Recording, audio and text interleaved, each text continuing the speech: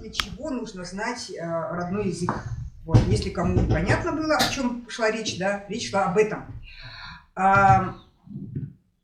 Вообще, вот каждый из вас сегодня, мы все вместе присутствуем, скажем так, на историческом мероприятии, потому что если кто-то знает что-то другое, да, по этому поводу, пусть меня поправит, да, но на тему русскоязычных якутов, да, скажем, вот в таких залах разговор никогда не шел. Это первый своего рода разговор, да, для того, чтобы как бы вообще понять, есть ли проблема, и если она есть, то какие могут быть пути из нее выхода.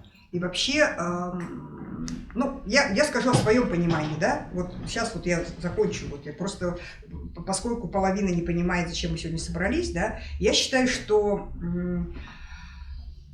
почему-то эта тема всегда замалчивалась, да, ну, может быть, не специально, но как-то никто не считал это проблемой. Вот, между тем, да, вот существует, вот сегодня я начала говорить о том, что я сегодня была на собрании,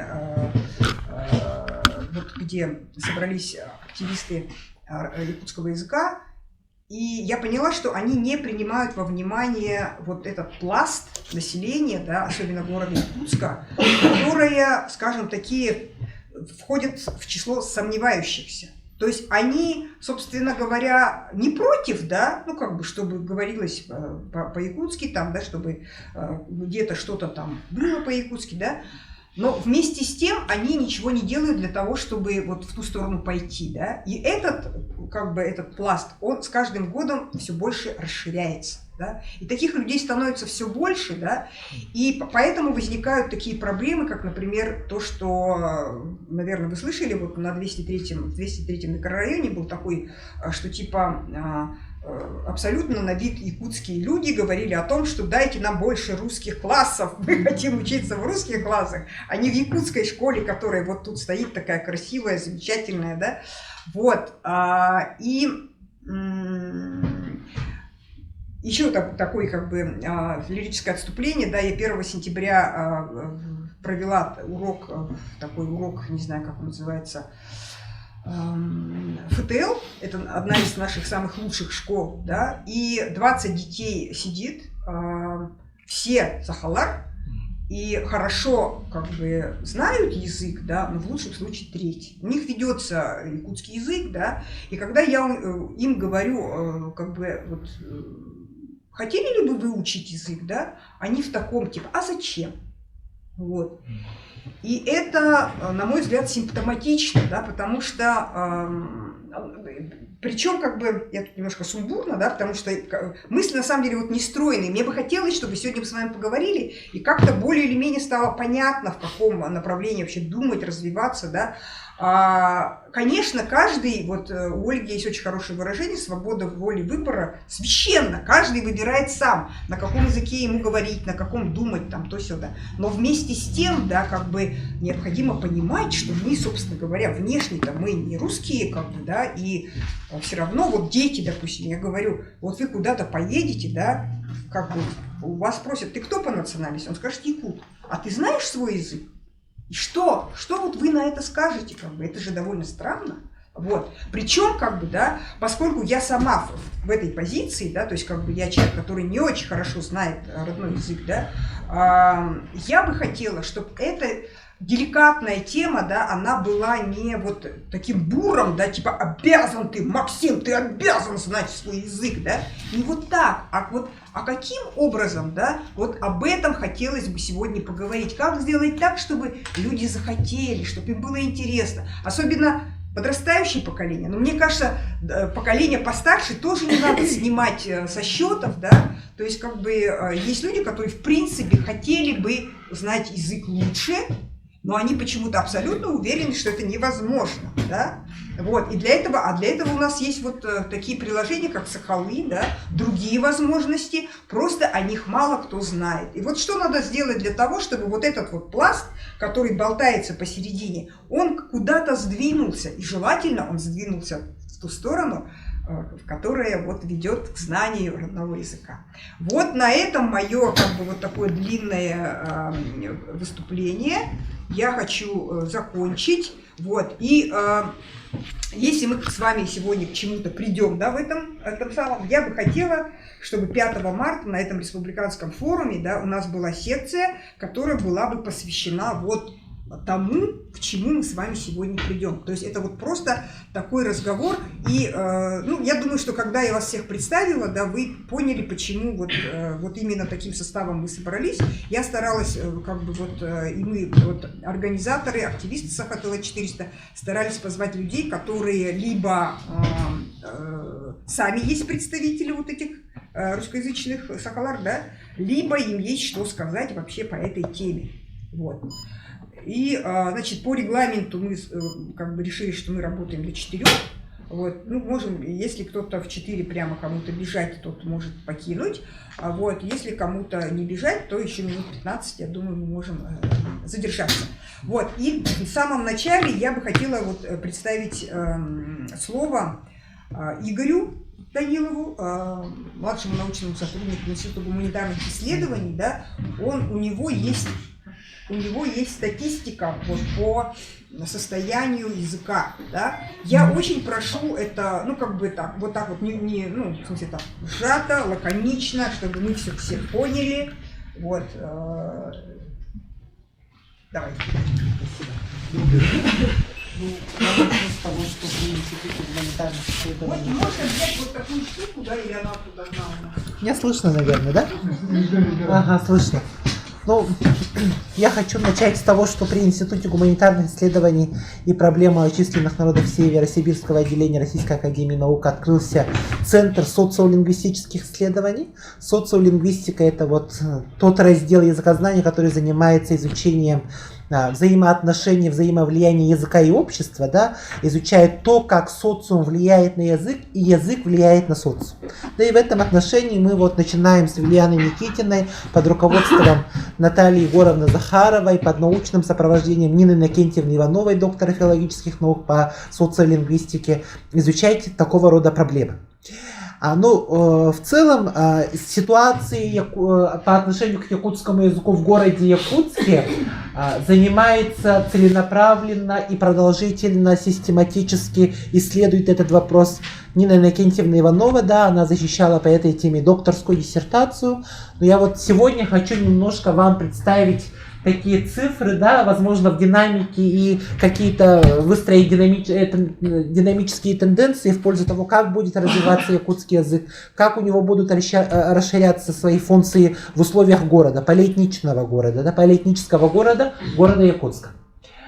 Ну, исследования мы проводим в рамках нескольких проектов, да, но об этом не буду особо говорить, но в целом отмечу то, что мы берем данные за такой промежуток времени, начиная с 2007 года, да, у нас есть те цифры, с которыми мы можем сравнить, да, сопоставить наши данные, которые мы получили, да, и выявить какие-то динамические процессы. Да, это у нас исследование Нины Иннокентьевны Ивановой, проведенное в 2007 году, в 2014 году, и совместное наше исследование, которое мы проводили в 2021 году. Да, если немножко рассказать об истории этого вопроса, то Айтал Игоревич Яковлев, кандидат исторических наук, когда он изучал вопрос повседневности города Якутска, в конце 19 и в начале 20 века, он отмечает, что все слои, да, которые проживали в городе Якутске в то время, независимо от национальности, свободно говорили и общались между собой на якутском языке. Это вот совсем недавно, да, начало 20 века. Уже в конце 20 века социолингвист Татьяна Васильевна Аргунова отмечает то, что население якутское, да, из числа саха, которое проживает в Якутске, к 1988 году из числа этих саха свободно на якутском языке говорили и владели этим языком лишь 21% человек из числа саха. Вот, да, понимаете примерно, какая у нас ситуация была. 1988 год, да? 1988 год, ага. Это Татьяна Васильевна Аргунова так отмечает, да? Всего лишь 21,7% якутского населения свободно говорит на якутском языке, да, в условиях города Якутска. Что же показывают наши данные? Давайте перейдем. Ну, я беру во внимание повседневность, да, повседневность городскую. То, что нас окружает каждый день, это у нас как языки распределяются в условиях домашнего общения, да, как мы дома говорим со своими домочадцами, как мы общаемся с друзьями, да, и как мы общаемся со своими коллегами на работе. Если обратиться к ситуации общения дома, то в сравнении с 2014 годом, да, мы, так скажем, видим положительную динамику в части того, что в этих более взрослых возрастных группах, да, это вот зеленый цвет у меня якутский язык, увеличивается, так скажем, использование якутского языка. Да. Красная стрелочка идет, так скажем, вверх. Но если взять более молодую возрастную группу, это у нас респонденты 16-25 лет, то среди них четко можно проследить, как они плавно переходят не сколько на русский язык, а на смешанный русско-якутский язык, да? Но за счет этого уменьшается, так скажем, идет на спад использование якутского языка в условиях дома. Идем дальше. Дальше, пожалуйста. Ага. В зависимости от возраста, ну вот, можно проследить то, как четко идет красная стрелочка вниз, да? Тут возрастные группы взяты более-менее. Тут обратите внимание на возрастную группу 16-18 лет. Это у нас школьники, да, которые обучаются в школах города Якутска. Да? У них уже вот всего лишь чуть больше половины опрошенных общаются на якутском языке дома со своими родителями, родственниками, да, с которыми они проживают совместно. Пойдемте дальше. Если обратиться к данным, полученным Ниной Иннокентьевной Ивановой, относительно распределения языков только в семейном общении, да, данные по тому, как говорят между собой члены семьи. То есть здесь мы четко видим, что наши опрошенные очень хорошо, свободно говорят на якутском языке со своими родителями, с бабушками, с дедушками и в какой-то степени супругами. А с детьми общение на якутском языке происходит, так скажем, менее реже. При этом Нина Иннокентьевна отмечает то, что родители по сравнению с данными 2014 года стали больше со своими детьми общаться на якутском языке, и в процентном соотношении это выводится примерно на плюс 5%. Вот тех родителей, которые общаются в условиях дома со своими детьми на якутском языке. Но, к большому сожалению, бабушки и дедушки со своими внуками, они стали, так скажем, менее общаться со своими детьми на якутском языке, да, и их стало на 7-8% меньше. Да? То есть мы говорим, что в этом отношении, да, институт бабушек, дедушек, он как бы сдает свои позиции в пользу того, что они перестают общаться со своими внуками на якутском языке. Дальше. В дружеском общении, да, динамика с 2007 года, то здесь мы четко видим, как зеленая стрелочка, якутский язык идет уверенно вверх. Я очень надеюсь, что эта стрелочка пойдет и дальше, да. Но тут также можно взять демографическую ситуацию города Якутска, да. В последнее время мы замечаем, так скажем, увеличение якутоязычного населения, переехавшего из села в городе Якутске, да, что, конечно же, влияет на коммуникативные функции якутского языка. Дальше. Если же посмотреть это в зависимости от возраста респондентов, то здесь мы также четко видим, да, хотя она сначала шла вверх, да, по сравнению с предыдущими исследованиями, но в возрастном разрезе то четко тут показывается, что стрелочка уверенно идет вниз. Это вот такая нехорошая, плохая динамика, да. Молодежь 16-18 лет, респонденты, которые обучаются в школах, они со своими друзьями предпочитают общаться на смешанном русско-якутском языке и только на русском языке. А якутский язык занимает только лишь 3-ю позицию. Пойдемте дальше.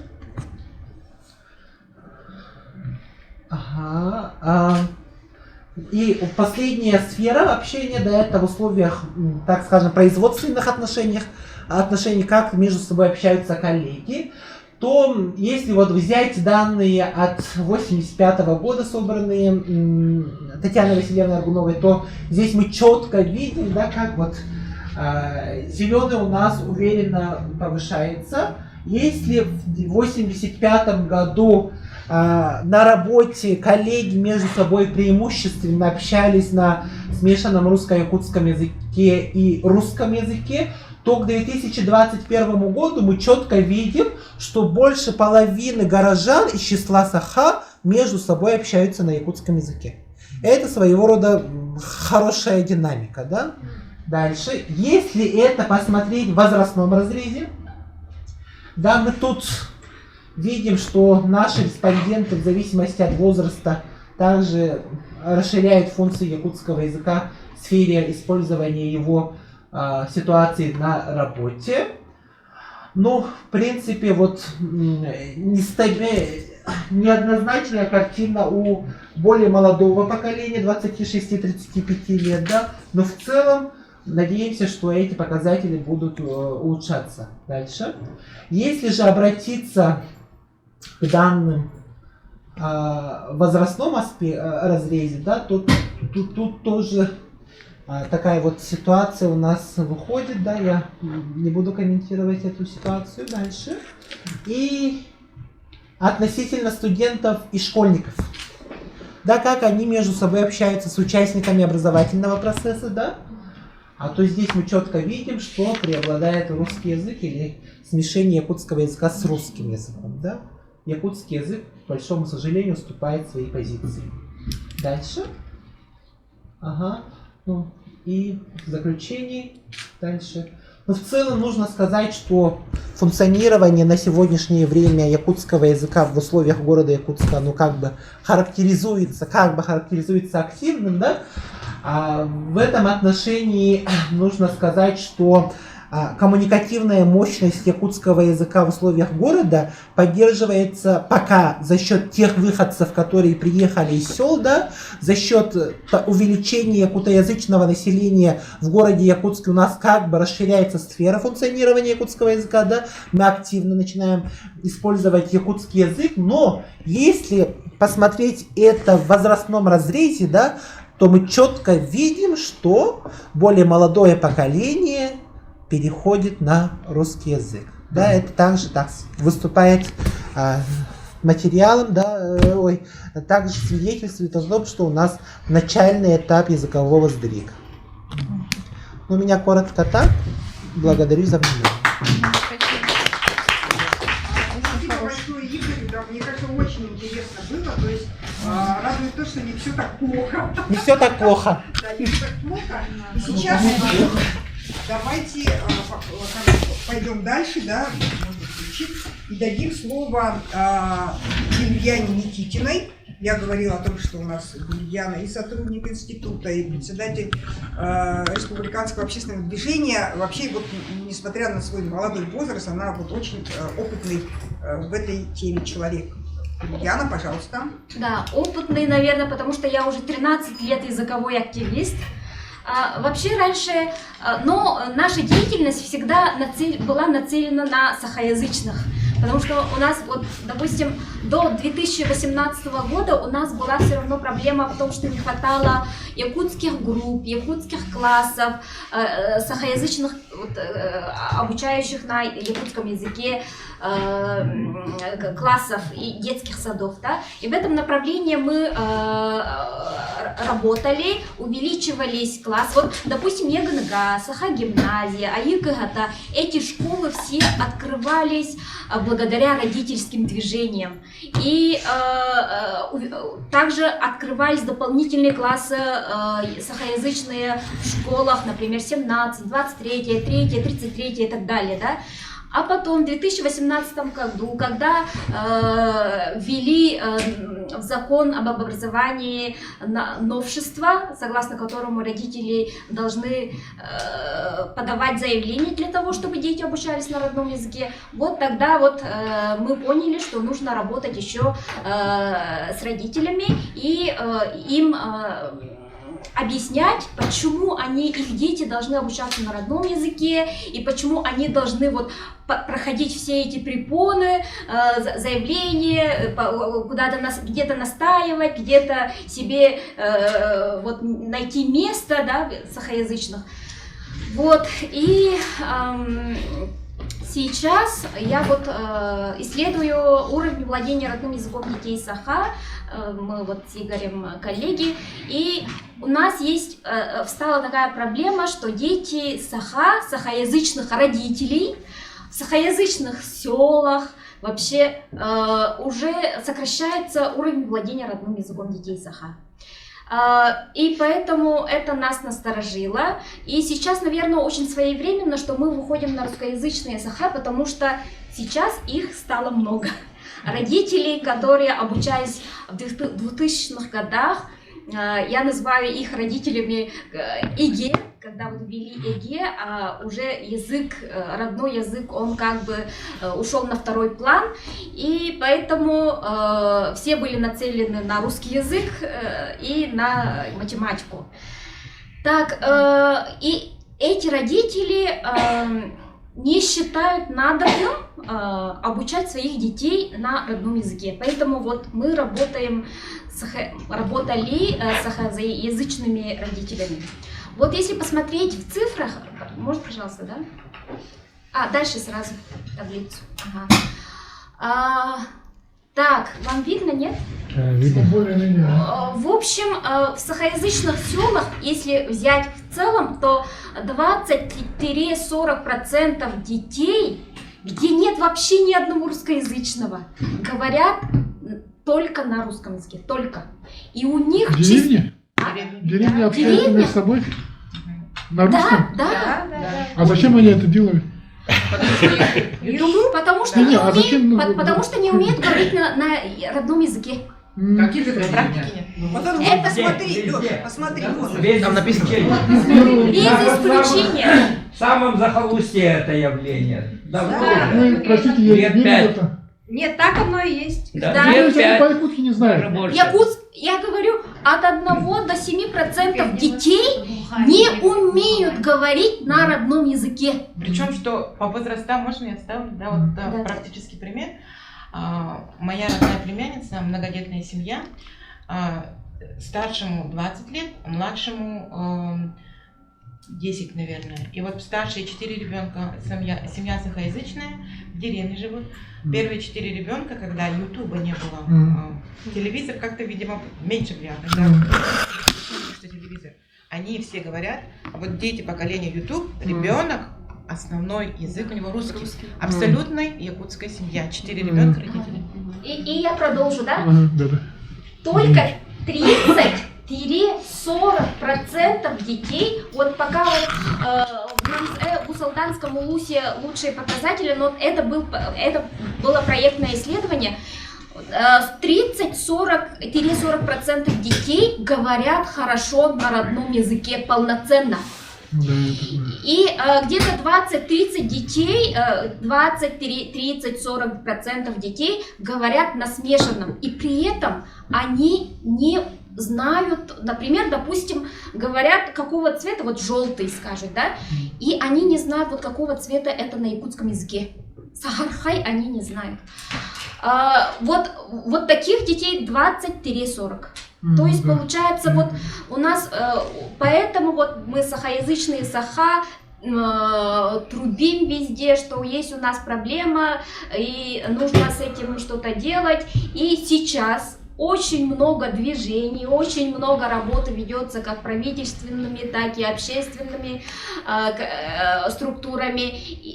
И я бы хотела отметить, что в этом году, 23 ноября, да, то есть в прошлом году, что в некоторых деревнях, там в одном, двум, трем в Улусе, есть какое-то улучшения. Вот, допустим, в детских садах или в 1-2 классе дети лучше говорят на якутском языке, чем, допустим,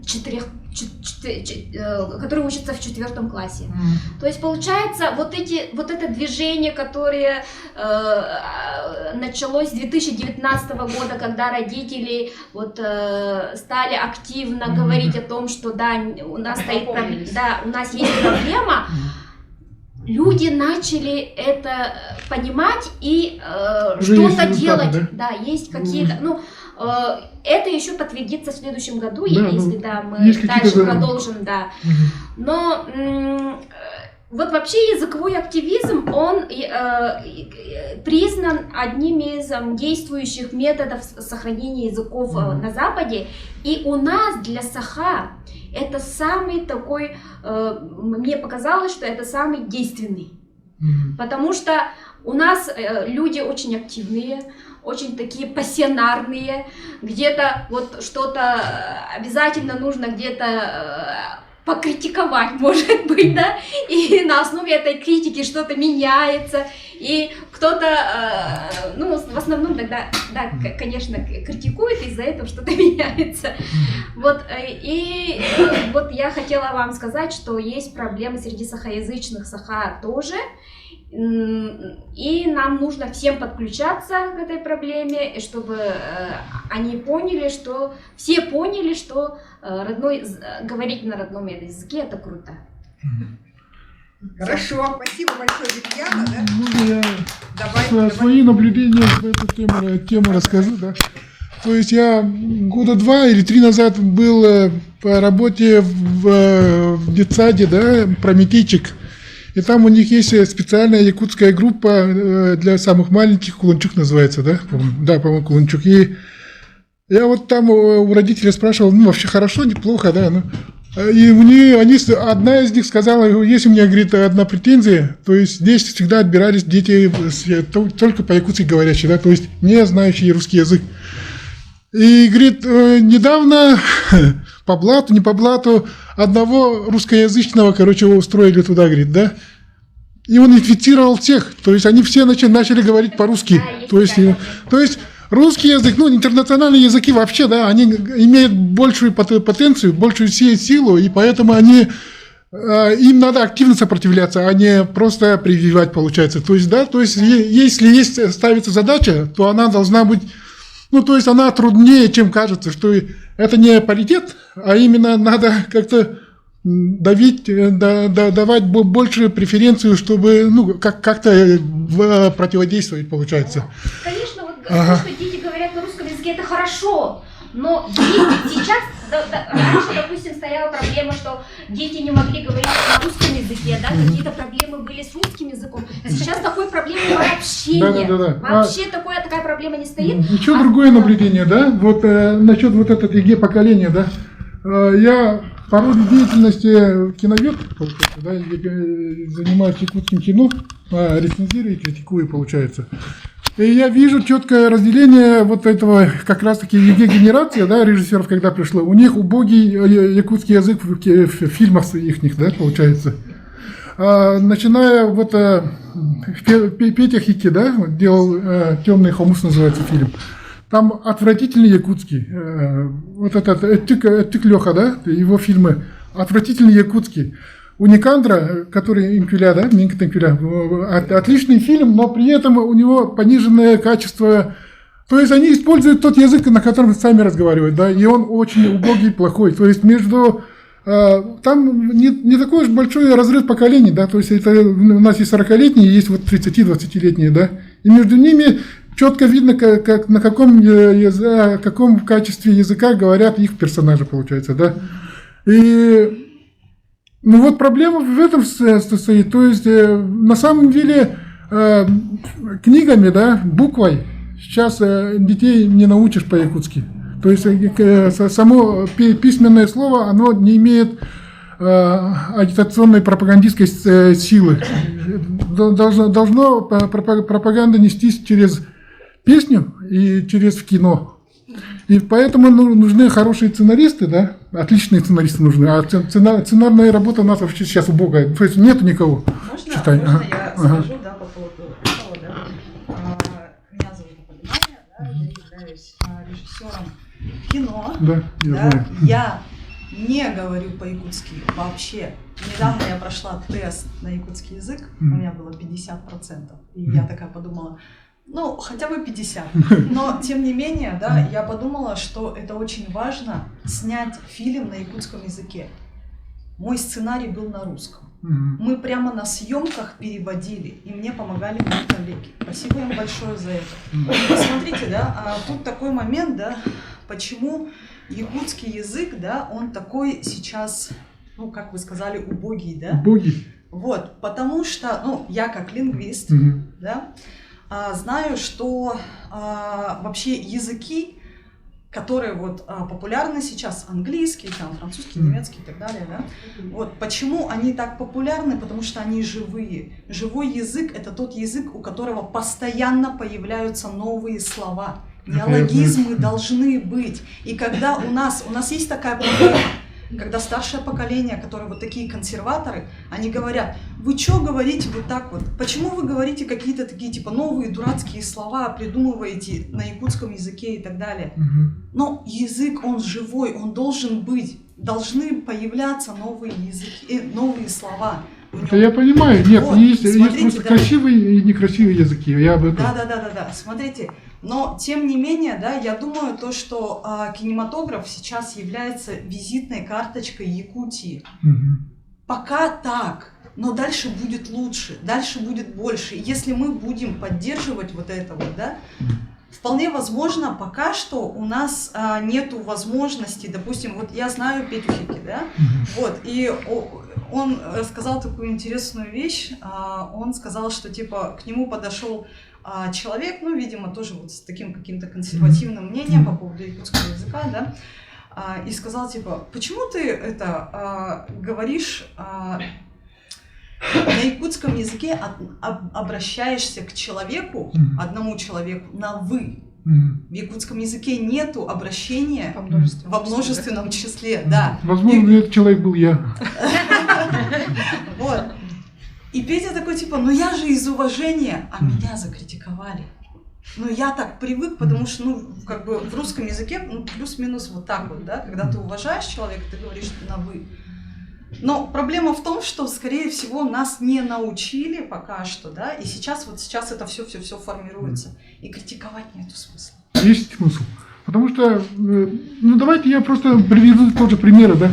Вот есть фильм «Агент Мамба», да, он тоже сделан на суржике, да, но он пародировал ее. Он, короче, вышучивал, как плохо говорят вот этот молодежный язык, да, например. И это было очень красиво, и некоторые люди начали это копировать, но они не поняли, что это был сарказм, и они на полном серьезе начали использовать вот этот разговорный якутский, да, который говорит, все эти дела. Еще другой пример. «Мой убийца», да, Цейсырквильга Тюбельте. И там говорится на отличном якутском суржике, то есть том языке, которым общается город Якутск, а не вся Якутия, да. И это было классно, потому что это было этнографическое исследование того, что, как общаются люди в это время, да, и в этом городе, в эту эпоху. Говоря это, то есть, конечно, можно взять, ну, вот это основная линия защиты тех, которые говорят, давайте на разговорном якутском я буду снимать фильм, потому что это правда, да, как бы, есть такое мнение. Но искусство и жизнь – это разные места, да, и через искусство мы делаем людей лучше, да, пытаемся или дать задуматься, или сделать лучше. И поэтому я глубоко убежден, что на сложном, красивом якутском языке фильмов должно быть больше, чем вот на этом, на простецком. Хотя бы так. Ну все, мы это У этого есть Костя Тимофеев. Но он сделал свой героический подвиг, но это было тоже разовое мероприятие, потому что нельзя тоже на литературном снимать фильм, как правило, да, то есть это был подвиг. Он был достаточно кассовый. И он был хорошо сделан, то есть, добиться так, чтобы люди, персонажи говорили на литературном, и при этом это не выглядело как спектакль, это тоже сложно. Ну, он талантливый человек. А фильм Лакута на небо. Нет, тут Егор тоже прав, да, но вот такой момент. Мы в 89 году, когда создали студию звукозаписи, очень мало было певцов, вообще просто не было. Мы пришли, была такая радиостанция Виктория Саха, у них были записи Лобанова. Барашковый? Барашкова не было, мы записывали. Егоровых, Трапезникова. Ну да. Да. Платонов? Всё, Платонов, да. Ну там Заболоцкий. практически 10 человек их было. Да. И мы начали, когда записывать, было очень много разных певцов. Да. И те, которые не умели петь, но они пели по-якутски. И тогда Петров сказал, мы записываем всех. Вообще всех. И не нам решать, какой язык хороший, какой язык плохой. Да, кто из них хороший, кто из них плохой. Ну, Бекметрев, конечно, гений. Да, это гениально просто. И тогда мы выпустили вообще всех. И это движение пошло. Сейчас, вот, допустим, на тот момент я знал всех исполнителей якутских. Всех, от и до. Прямо песни все. Сейчас я исполнителей не знаю, столько их много. Если бы тогда начали делить, этот хороший, этот плохой, этот умеет петь, этот не умеет, да, такого бы движения не было. Поэтому, да, ты прав, конечно, лучше так, но чтобы было массово, должно быть все. Да, можно в том числе добавить, плохое. Да, давай. В том числе плохое. В общем, такая история, такая простая, она не про литературный язык. Да? В 2017 году меня пригласили на НВК вести передачу. Я первый год отвела ее на русском языке. В следующем году Анна Михайловна Кирилловна сказала мне, а теперь попробуй на якутском. Я такая, в смысле? Я говорю, кальбар, вот так, на очень бытовом, на очень простом языке. Я говорю с родителями на якутском языке. И она говорит, а ты будешь нам примером, что на якутском языке не обязательно говорить усраны очень красиво, то что это должен быть такой повседневный, обычный язык. Я согласилась. И вот с тех пор как раз-таки в моей жизни вот началось изучение. Вот я даже смеюсь, то что когда я только пришла в семью, ну вот когда я вышла замуж, на праздниках мы сидели за столом, и я половину то, что говорил мой, ну, в общем, папа мужа, он так красиво говорит, он просто, ну, просто его можно заслушиваться. Но я не понимала то, что он говорит больше половины. Когда мне было 29, ну вот, когда я начала вот вообще интересоваться, вот говорить, я, ну, городской ребенок, получается, да, я здесь выросла, и у меня не было ни одного урока по сахатыла, вообще не было. Я, видимо, попала в какой-то такой период, когда его то ли отменили, то ли что. Потом, в 29, я вдруг сижу на одном из праздников и резко осознаю, что я все стала понимать, да, то есть мы сами делаем выбор, то, что даже во взрослом возрасте можно начать говорить. И что я хотела сказать? Вот, про критику. То есть, естественно, была критика, то, что кого вы выпустили вообще, короче, говорите, вот так, короче. Вот. И вообще я считаю, что, ну, это хорошо, когда ты поддерживаешь, да, зато девочки меня, вот мои коллеги, они меня всегда поддерживали, и мы сняли подкаст в сентябре 23 года. Яна была, Сандара была, ну, девочки наши, да, Юля была, да, и мы сняли, это была для меня очень большая победа, потому что для меня очень большой комплекс именно говорить публично на якутском языке, именно только из-за того, что меня будут критиковать. То, что я ставлю неправильное окончание, то, что я говорю не так красиво и очень бытовым языком. Но это видео, вот этот подкаст, он вызвал очень большой охват, и там очень много комментариев, и это очень круто. У меня такое мнение, что надо хотя бы с чего-то начинать. Да, это очень важно. Вообще, можно я добавлю, почему я так, как бы, наверное, как-то агрессивно даже отнеслась вот к критике, да, потому что есть такое понимание, да, когда мы высмеиваем то, что, ну, допустим, да, когда ты плохо говоришь на якутском языке, это не преступление, мы никого не убили, мы никого не ограбили и так далее. Согласен. Да? Мы не виноваты, мы ничего плохого не сделаем. Но почему нас критикуют, почему нас стыдят, почему вот это унижение, да, оно просто вообще на корню подрезает желание дальше идти.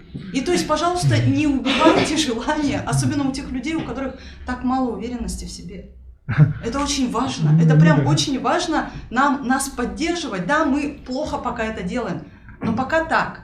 А потом через 5 лет мы будем говорить лучше всех остальных, кто говорил то, что типа мы говорили плохо.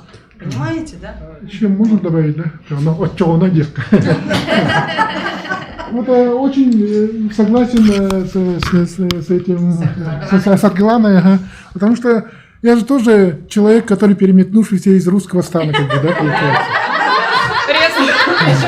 Я 19 лет работал в газете «Якут вечерний» и газета «Вторник», да, то есть я это тот, который мусорил ваши подъезды. И я действительно начал отвыкать, ну, то есть я вообще по рождению, конечно, чурапчинский, я хорошо и говорю по-якутски, но в быту очень мало использовал последние 20 лет, получается, да. И когда меня пригласили в Саха-Сирай, ну, это было больше похоже на издевательство. Потому что я действительно имею, наверное, хорошее письмо и почерк на русском, да, то есть у меня есть свой стиль, своя манера, и, ну, это люди понимают, да. И пригласили писать на новом языке, получается, да. И я чисто из-за гордыни, из-за спеси, да, получается, согласился и мучился 1,5 года. Я спал с разговорником, то есть под подушкой читать, да, потому что одно дело говорить хорошо и слушать, да, слышать, понимать, а другое дело писать профессионально полостные материалы, да, и это...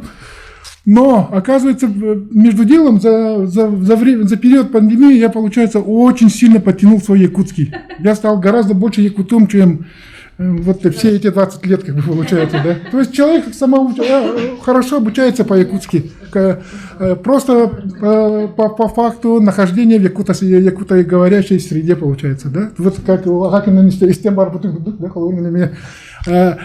Тогда как меня барты, то есть ханармин, я начал по-якутски говорить, но извините.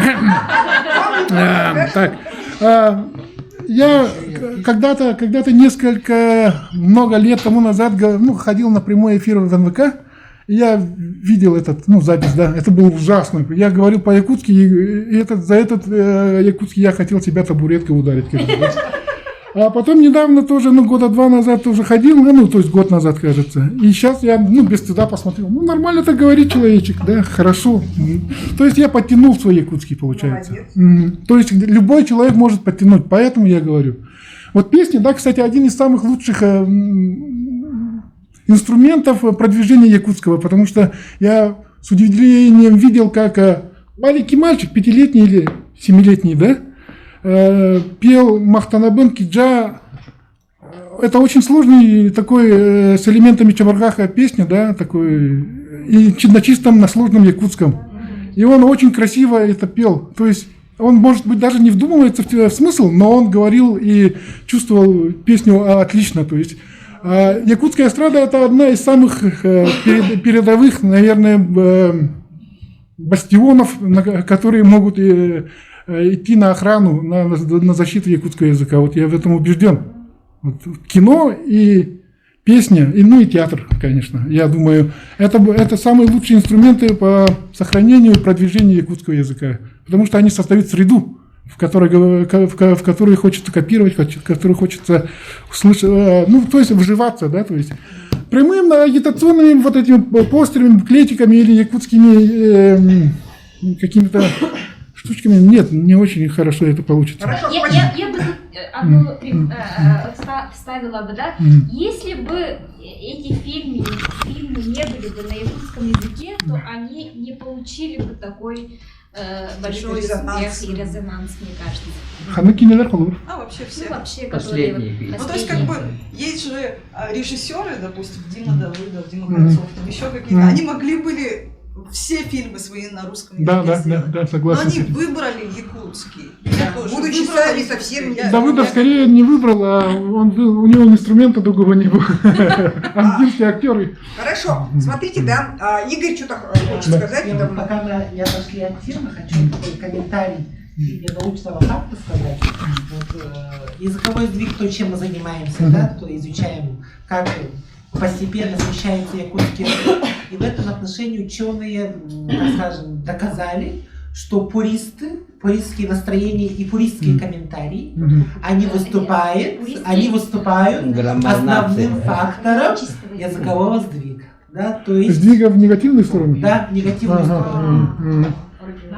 Наоборот. То есть резко агрессивные комментарии, критикующие язык. Да. Но То есть мягче надо быть. Они вызывают желающих. отторжение. Они отталкивают, да, и вот отторжение вызывают. Мгм. Поэтому- но иногда Давайте я всё-таки- в результате критики улучшаешь свою речь. Как известный турист, давайте я отвечу. Давайте так. Попытаюсь Давайте, ответить.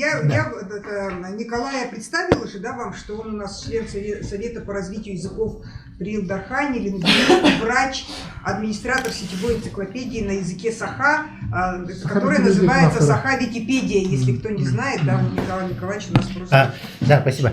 крутой. Вот мы все же знаем, видели, наверное, такие примеры, когда вот в церковь заходишь, и какие-то там старушки там цикают на молодежь, на детей, и это вот всегда возмущает.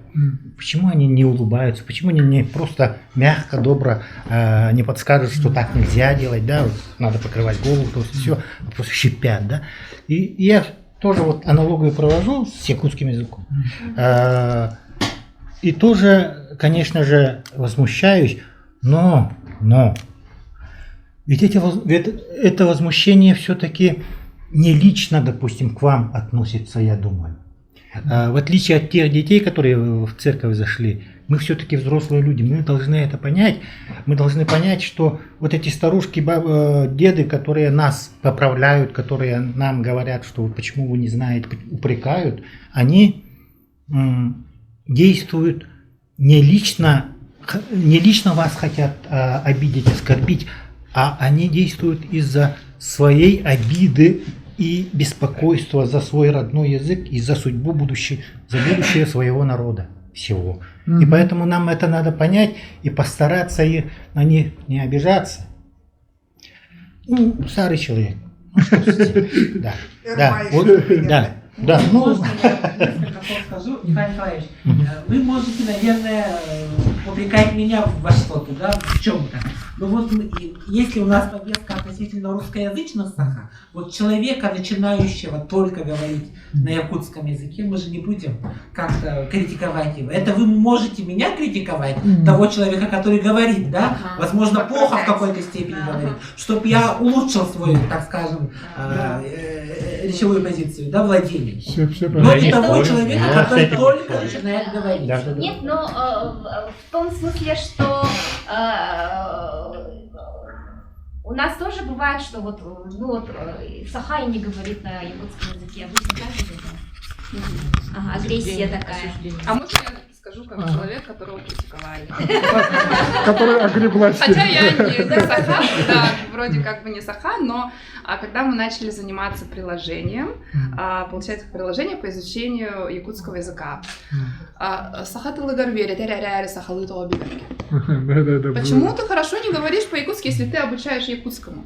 И тут мой муж предложил очень хороший ответ. Ну, как бы я сама особо не обижалась на эти комментарии, потому что я давно блогер, я давно на публике, я знаю, что такое критика, как бы меня это особо не штормит, не тревожит. Муж вообще гениальную фразу сказал. Ну, а вы знаете якутский язык, почему вы до сих пор его не развили? Все, и у меня сразу отпали все, пожалуйста, как бы и вопросы к этим людям, и никакого негатива нет, и очень легко воспринимается. Вот главное видеть свою цель, идти напролом, понимать, что ты делаешь вообще, что я понимала изначально, что наша целевая аудитория это русскоязычные, не сахаязычные. Зачем им, людям, которые хорошо знают якутский язык, зачем наше приложение не нужно? И если мы хотим увеличить количество сахаязычных, нам надо идти на тех, кто говорит на другом языке, на русском в частности, да? За счет них увеличивать количество знающих якутский язык. Вот и все. Мне кажется, ваше приложение сделано не для якутоговорящих и не для якутской вообще публики, а для тех, кто международных. Хочет изучить. Да, международных. Да. Больше, чем, допустим, я якут, не говорящий по-якутски, буду изучать по приложению, такого же нет. Вы можете тренироваться там, увеличивать свой словарный запас и ради азарта просто поиграться. Ну, поиграться я могу, я поигрался. Второй этап вышел, 13 числа вышел второй этап. Вы там можете подтянуть свою грамматику. Это уже для тех, кто знает. Как бы вот для моего развития больше, допустим, книгу прочитать, либо в Сахатеатр сходить, либо на Ланхоз сходить. Вот это вот другой совсем уровень. Ну конечно, да? это другой уровень. Потому что это другой уровень вот поиграться, да, а чтобы изучать язык, нет. Я и не выучу никогда. За счет таких средств никогда человек не выучит язык. Да, Это 100%. Ну, Это я даже разговорные как, клубы нужны, это я как наверное, да? лингвист тоже говорю. Нужно общение, нужна среда. И вот- Это инструмент, один из Он инструментов. ага. Да. Всё-таки Ребята, один давайте из- мы сейчас с вами посоветуемся, да? У нас как бы по регламенту времени мало. Я немного скажу. Ага. Давай, Владислав, Антон, где Я посоветуемся? педагог, да, окончил Институт иностранных языков в советское время, учитель французского языка, но в то время такая действительность была, что мы живых иностранцев не видели, на живом французском не разговаривали, мы изучали в основном политэкономию, там научный коммунизм и очень много переводили. Так что мы изучали язык не в живом общении, а по бумагам, по учебникам, да? И вот с таким уровнем мы выходили и пытались учить детей. Но я в свое время это понял, поэтому ушел в воспитание детей, а не стал учителем-предметником. Воспитывал детей-сирот. И вот в общении со своими учениками, и сейчас вот у меня дочь 15 лет, я с малых лет, как она училась владеть языком. У нас в семье якутский язык. Мы ездили в деревню к родителям жены. Это самый окраинный поселок Амгинского Улуса. И вот буквально где-то 8-10 лет назад я заметил, что дети там в этой деревне, где ни одного русского нету, начали говорить чисто по-русски между собой. И это чисто влияние YouTube. Ну, а когда говорят, что вот панацея, мы будем выпускать мультики на якутском языке, мы научим детей говорить на родном языке, это, я думаю, не получится, потому что ни с Диснеем, ни с более поздними мультфильмами мы состязаться в привлекательности для наших детей не можем. Ну, более-менее сейчас вот мультфильмы «Тундра» интересны для детей, да? А вот есть у нас канал «Чахон», его очень мало детей смотрит. Так что не стоит, наверное, вот самообольщаться, и, что мы с одними мультфильмами сдвинем эту гору, не стоит. Ну, тоже один А вот Егор говорит, вот песни, фильмы – это действительно хороший инструмент. Но вот у нас очень такое серьезное препятствие, которое отвращает вот от якутского языка даже носителей языка, это учебники в школах. Согласен. А букварь, начиная с букваря, там реалии 70-х годов советского времени, там ферма и так далее, там мама мыла раму, там кормил теленка. Дети об этом представления не имеют. Даже их родители, которые выросли здесь в городе, об этом представления не имеют. И их, наших детей, невозможно этими учебниками научить якутскому языку. Потом наступает среднее звено, когда якутская грамматика – это вообще страшное дело. Вот мне 70 лет, я до сих пор не знаю ни одного правила якутского языка. И тем не менее очень хорошо им владею. Поэтому надо коренным образом перестроить обучение якутскому языку, программу якутского языка, с тем, чтобы это было живое владение языком, а не как я вот, например, в институте имени Хашимена учил французский язык. Хорошо. И, Спасибо. Ага. и вот, чтобы потерять язык, достаточно вообще очень небольшой срок. Вот в Крыме была недавно статья, да, Нина? Там этот русский активист, который обучает детей, нанайских детей, их родному языку. Он сделал такое заключение, что достаточно 1 месяца, чтобы потерять начисто язык. Ребенок, который поступил в больницу и общался с детьми, он совершенно потерял свой язык. Вот поэтому больше, например, живое общение и все-таки вот действительно книжное обучение у нас мало что даст, хотя я очень серьезный библиофил, хорошая библиотека. У меня единственная библиотека в спортивном учреждении. Это в спорткомплексе Мадун, можете приходить туда, неплохая библиотека у меня. И, ну, все-таки я какой-то вклад вношу в то, чтобы наши спортсмены, вот в частности, например, да, владели более хорошо языком. Когда я работал редактором газеты «Спорт Якутии», обращал особое внимание на язык газеты, чтобы не тяп-ляп там у нас были материалы, а грамотная речь, чтобы этого. И это в какой-то мере тоже помогает. Спасибо, Владислав. Вот Дима прямо так руку тянул, что... Постараюсь уложиться в очень короткий регламент, поберегу ваше время. Очень кратко, да. Я сам с детства, по идее, был русскоязычным, но я потом переучился. У меня родители решили, что русский язык мне в жизни пригодится гораздо больше, и они хотели, чтобы я хотя бы на одном языке говорил чисто. Свободно, да? Да, нет, чисто именно. Поэтому меня учили в чистом виде русскому языку без вкраплений.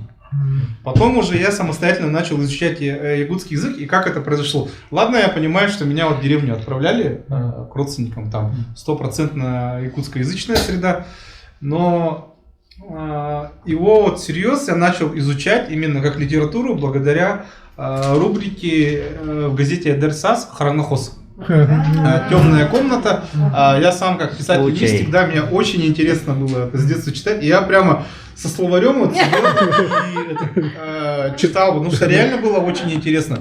Это я к чему... Ну, сейчас я продолжу. Сам я писатель, мистик. Начинал просто со страшных историй, потом расширилось это уже до мистики вообще. В принципе, там, например, там, про шаманизм что-то рассказываю и так далее. Там, собираю информацию, распространяю. И я в итоге потом еще больше расширился. Просто годы идут, моему проекту уже 10 лет. Он взрослеет вместе со мной. Он уже, наверное, даже в целом про фольклор. Вообще как таковой, про современный и более старый. Городской фольклор. Да. Нет, не только, кстати, про деревенский тоже. И, например, я провожу еще очень много живых мероприятий здесь вот в городе. Именно про деревенские, например, якутские истории или еще что-то такое. И, знаете, вот эта традиция снова начинает зарождаться, вот посиделки вот зимние, да, вот оказывается там с такими вот вещами там. И меня зовут вот как сказителя, именно для русскоязычных. То есть я о якутской культуре вещаю на русском языке, то есть в этом моя миссия. Вот что я говорю. То есть я, ну, как проводник, короче, в это. Со мной уже часто консультируются люди там по поводу фольклора, например, и так далее.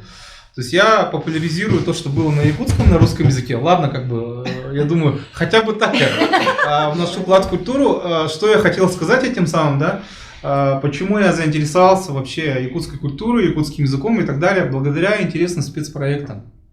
У нас их как таковых на самом деле достаточно мало, то есть именно специализированных проектов. Ладно, с детьми мы более-менее как-то занимаемся хотя бы, да. Есть какие-то журналы, есть какие-то там мультики, еще что-то, да.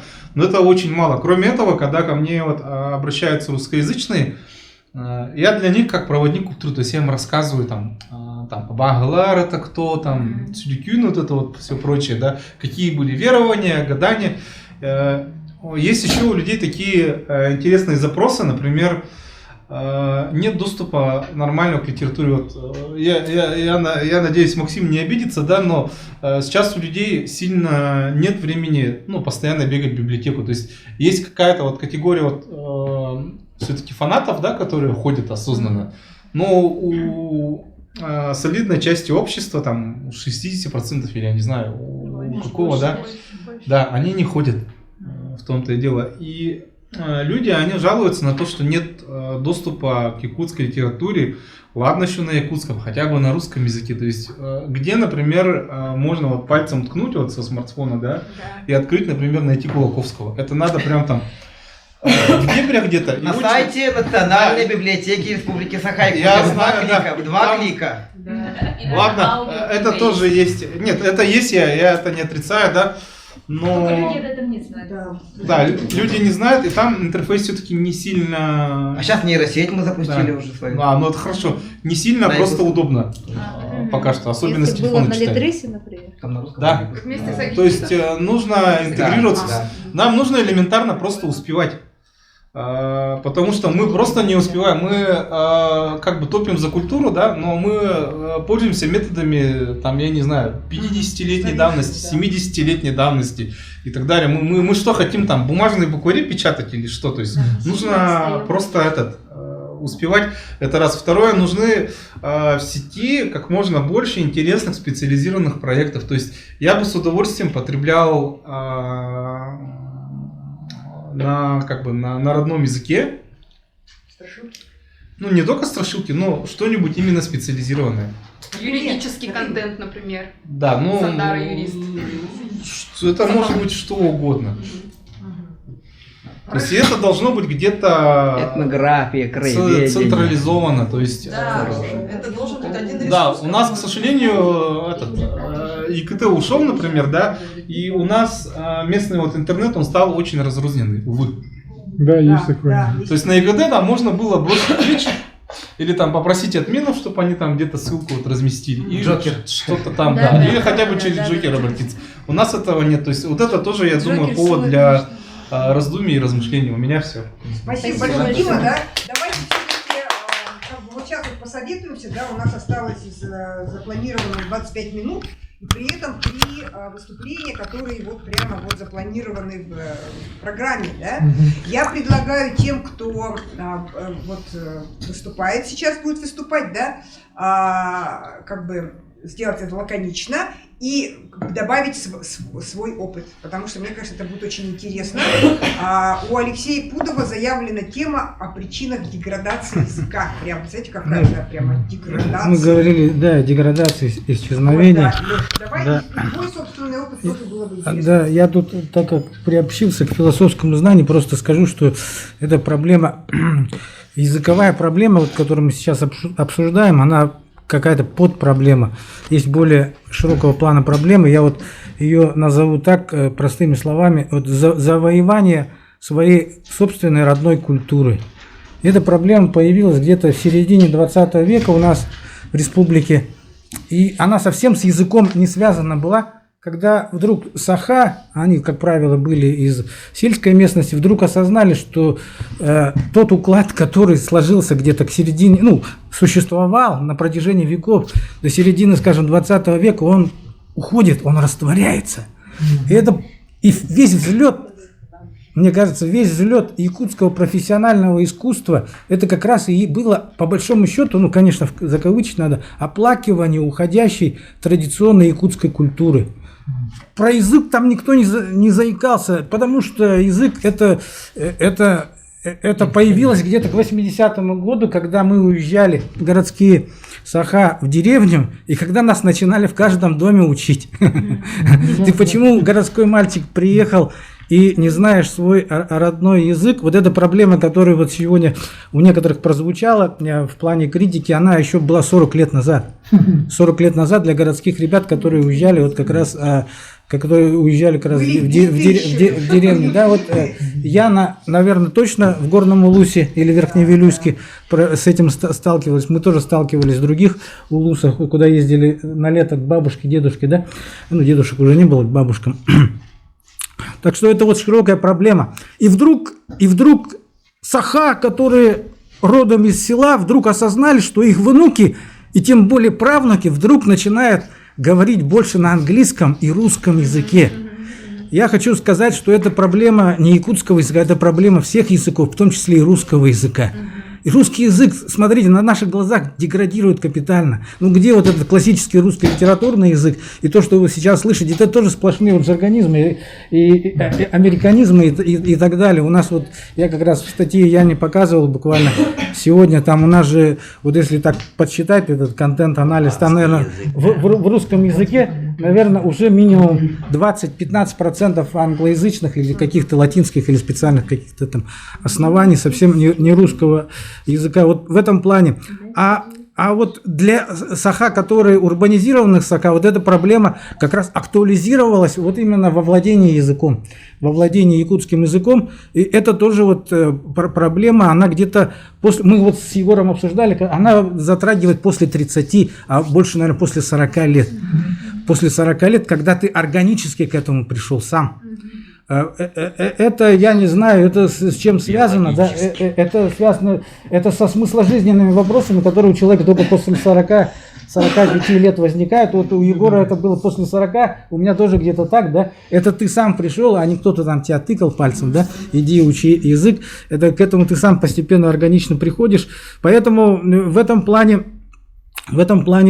и проблема вот здесь, и еще много-много разных проблем может быть изучение языка, вот в плане того, что это сложно. Я сталкивался, вот личный опыт, да, когда я уехал в Штаты, и там у меня был опыт стажировки в течение года на английском языке. Там у тебя комплексов по поводу того, что ты должен начать говорить. Ты хорошо понимаешь английский язык, но ты говорить не можешь. Оказывается, это физиолого-когнитивные проблемы. Оказывается, строй языка через 2-6 месяцев записывается строй языка на подкорке. Ты все понимаешь, а сказать не можешь. Да, и американский преподаватель всегда тыкал и говорил: Алексей, скажи-ка мне что-нибудь, да? Ты понял, да? Ну, на английском. Я вставал и глупо улыбался, говорит: ну, I don't understand. Что ты сказал сейчас, да, типа такого. Да? Вот, а сказать, или не понимал, а сказать тоже очень трудно было. Вот, а здесь еще комплексы добавляются. Потому что ты выглядишь совершенно совсем как Саха, и как это тебя воспримут, тут поэтому какой-то такой определенный уровень затруднений возникает гораздо сильнее, да. И здесь много сегодня уже прозвучало вот таких методик и так далее. Я тоже согласен, что искусство, высокое искусство, оно где-то надо, вот язык должен быть наслушан, да, строй языка должен быть тоже в подкорку записываться, когда он красивый. Ты смотришь по-часто телевизор, да, там единицы могут хорошо говорить, а к остальным вызывает все это раздражение. Они стоят или сидят и о чем-то говорят на ломаном якутском языке, и это немножко тоже очень сильно раздражает, как ни странно, да. Поэтому вот здесь специальные методики, видимо, какие-то. Это то же самое, вот якутская классика. Якутская классика, мне кажется, да, я вот сейчас думаю, вот надо смоделировать или Аланхо, и вот здесь русский язык, вот здесь якутский язык. Вот они параллельно идут, и ты вот читаешь, начитываешь, и вот этот строй языка, мелодику в подкорку записываешь. И потом, и какие-то вот здесь надо придумать культурные ниши, в которые человек мог бы от комплексов освободиться и начать говорить. Без того, чтобы не ощущать критику со стороны, да? А наоборот, да, наоборот. И тогда в англоязычной культуре это было легко делать, потому что они же знают, что ты иностранец. Поэтому с снисхождением относятся. И ты говоришь на ломаном английском, и они улыбаются, и что-то понимают, и так далее. Но потом, через 2-3 месяца, ты начинаешь лучше говорить. Просто надо говорить, и постепенно ты разговоришься. Есть такой опыт моих родственников. Да, они выросли, специально вот росли, и вот у них родились дети, им становится 1 год, потом 2 года, потом 2,5 года, и они ждут, они разговаривают только с ним на якутском языке, и папа, и мама, да. Его отправляют в детский сад, якутская группа, да, и они ждут, когда сын заговорит на якутском языке. Сын начинает говорить на русском языке. На русском языке. А здесь уже вот этот другой пласт проблемы, онтологический, но я в эти дебри не буду забираться, да, вот это очень сложная проблема. Она почти фундаментальная, эта проблема неразрешима, потому что в многонациональной стране сохранить вот этот баланс очень трудно. Очень трудно. Поэтому я просто говорю, тут какие-то ниши должны быть, в которых должен якутский язык оккупировать, и которые якутскому языку надо, как говорится, дать право первой ночи, да, чтобы вот чтобы там все это вот это реализовалось, потому что, ну, это вот, чтобы человек чувствовал себя живым через язык этот именно, да. А вот почему так происходит? Потому что люди начинают чувствовать себя живым, а это вау-фактор. Он раз увидел мультик на английском языке, диснеевский мультик, вау-фактор, а это что такое? Это вот такая живая реакция, и эта живая реакция сразу под корку записывается на этом языке. Это вот, наверное, вот физиология тоже, да, какая-то, физиология такая. Да, импринтинг какой-то, да. Поэтому проблема сложная, многогранная, но нельзя руки опускать.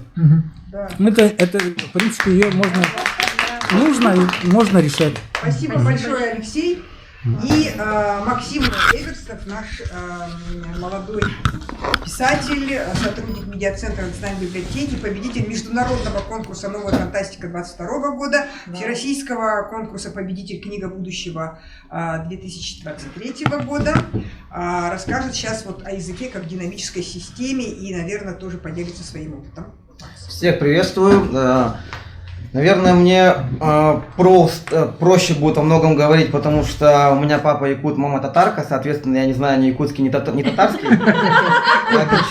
Логически из этого следует, да, как-то ни татарский, ни якутский я не знаю. Когда они хотели что-то скрыть или спрятать, они говорили на якутском. Со временем у меня выработалась привычка, что когда на якутском кто-то говорят, хотят что-то от меня скрыть. С детства, да. Но буду говорить в основном как филолог, немножко как библиотекарь, немножко как писатель, да, потому что пишу книги на русском языке.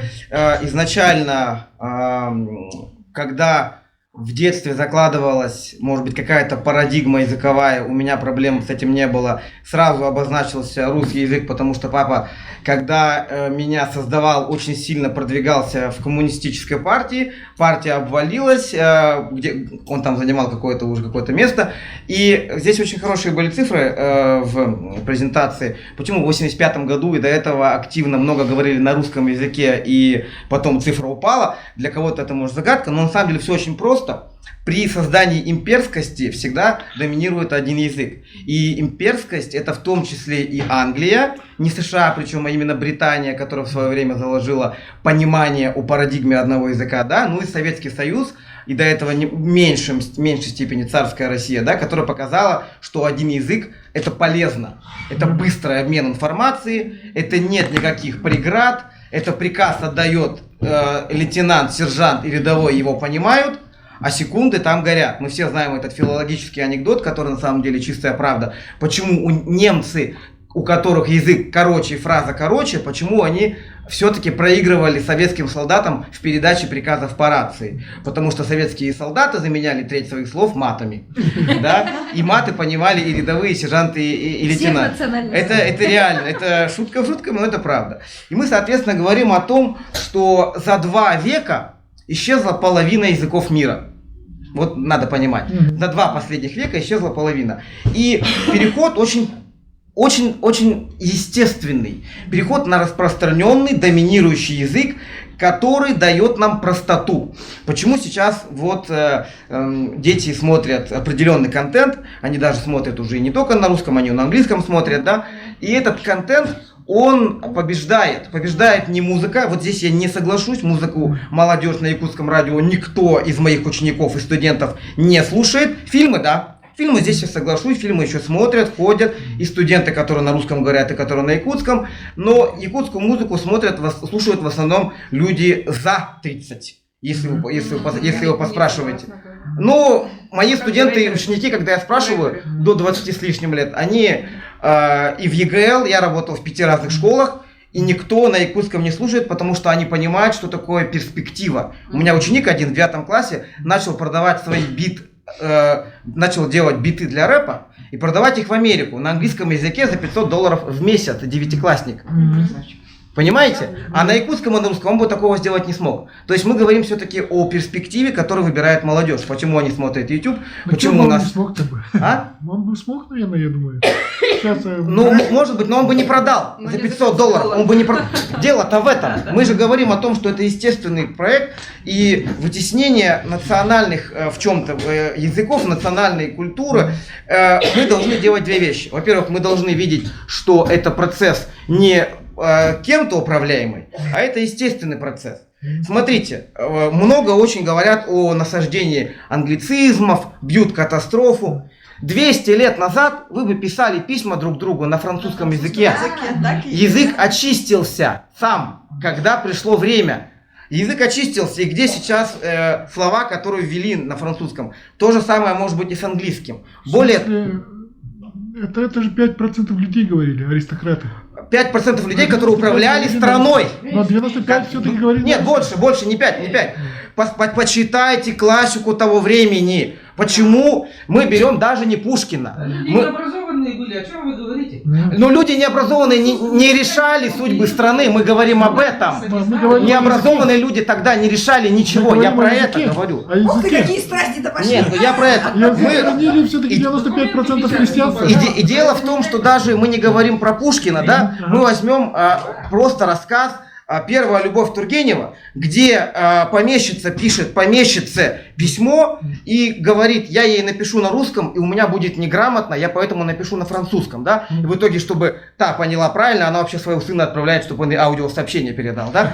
То есть мы говорим о том, это реально, да? Это мы говорим о том, что язык, он самоочищается, просто это длинная вещь, это река. Вы попробуйте реку запрудить, вот мы все с вами прыгнем в реку своими телами, да, мы реку не остановим.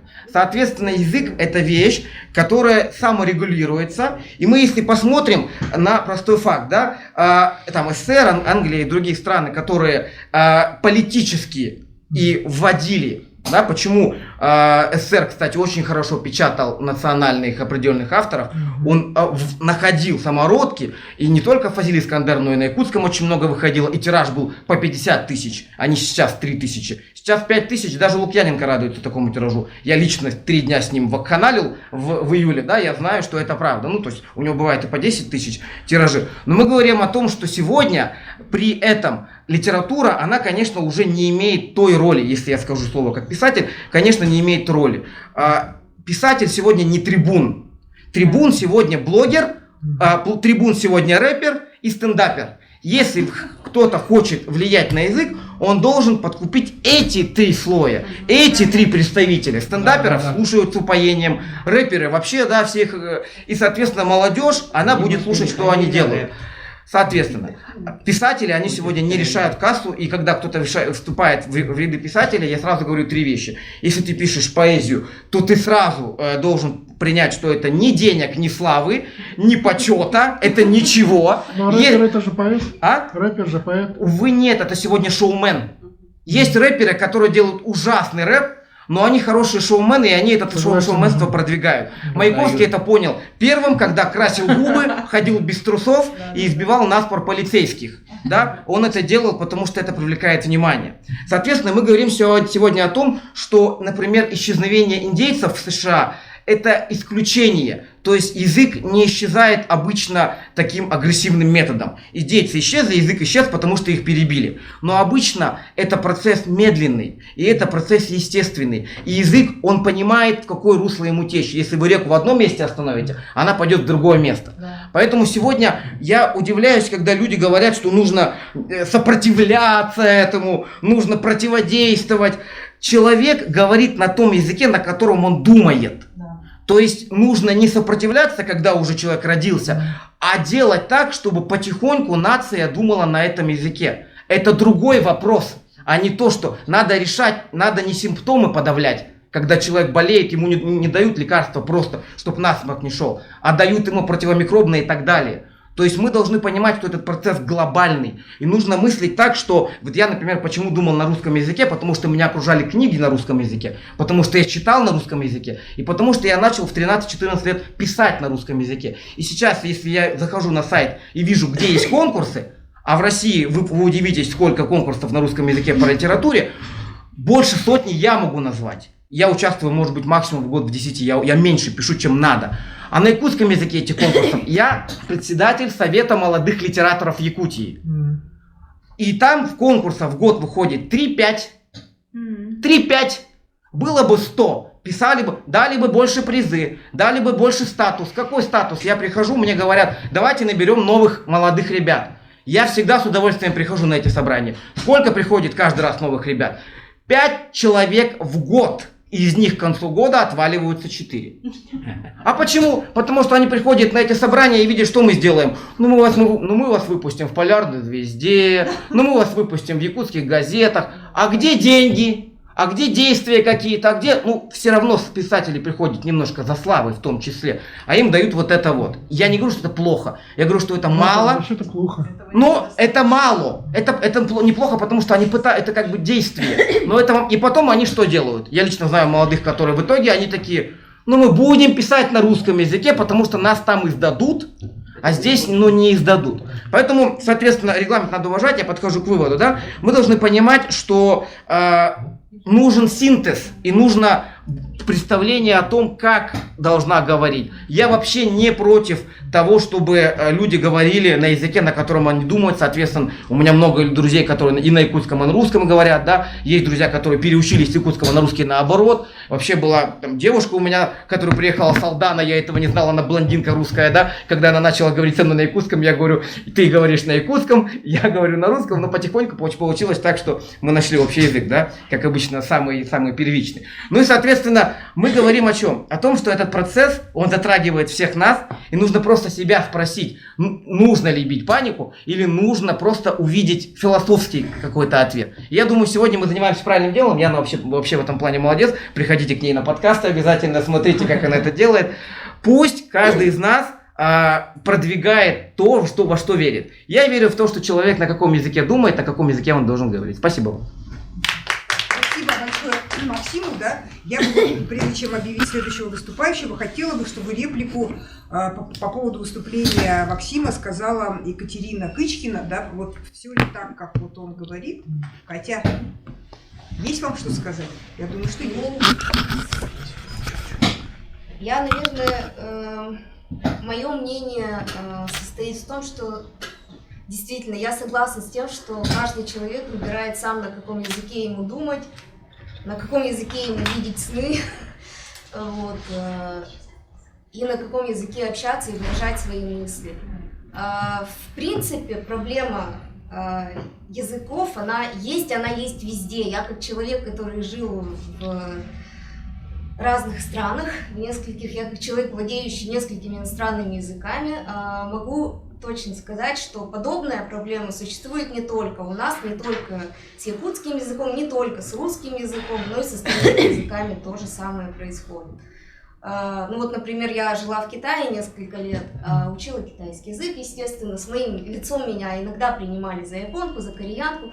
В какой-то момент я изучила язык настолько, что меня стали принимать за китаянку. Я это просто сначала не понимала, осознала это в тот момент, когда таксист начал упрекать меня в том, что я не поняла какое-то слово. Он сказал, почему ты так плохо знаешь свой родной язык? Я говорю, спасибо вам большое. Я иностранка, во мне нет ни капли китайской крови, но если я говорю на этом языке настолько хорошо, что вы подумали, что он мне родной, значит, мне комплимент от вас. Дальше мы с ним начали обсуждать эти проблемы и процессы. В общем, таксисты в Китае — это отдельная тема, но в целом я почувствовала, что и там тоже есть определенного рода проблемы. То, что у них очень много также молодых людей из поколения 30+, 20+, которые уже учились за границей, набрались другого влияния, и они уже тоже потихоньку привносят какие-то новые слова в свой родной язык, из английского, да? Берут из других языков, вот. Что касается литературы? Что касается литературы, знаете, я бы хотела сказать, на мой личный взгляд, было бы хорошо, если бы она в принципе какая-то у нас была, хотя бы хотя бы на каком-то языке среди молодежи. Ну, сейчас молодежь, правда, начала читать, но они читают очень страшную попсу. Они читают очень Ну, страшную это хорошо, попсу, да. что читают. Ну, читают.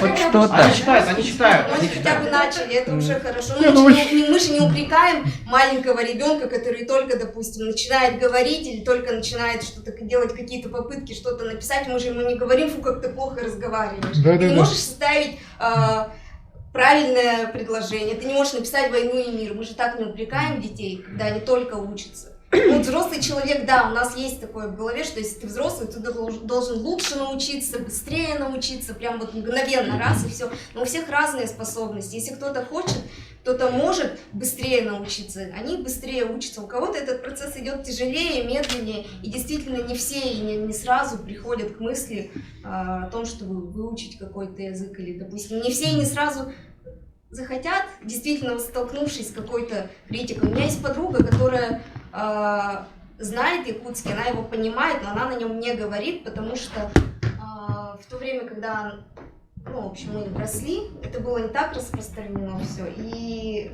в общем, где-то, наверное, в этом уязвимом подростковом периоде она получила от кого-то очень резкую критику в свой адрес о том, что она как-то не так говорит на якутском, о том, что у нее какой-то то ли какой-то акцент, то ли что-то она неправильно составила предложение, ну, в общем, я не знаю.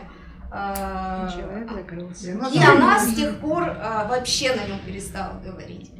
В упор. Ну, Кать, ну я думаю, что половина здесь сидящих с этим сталкиваются. Почему, собственно говоря, здесь сидит? Если не большая половина. А половина булила, да?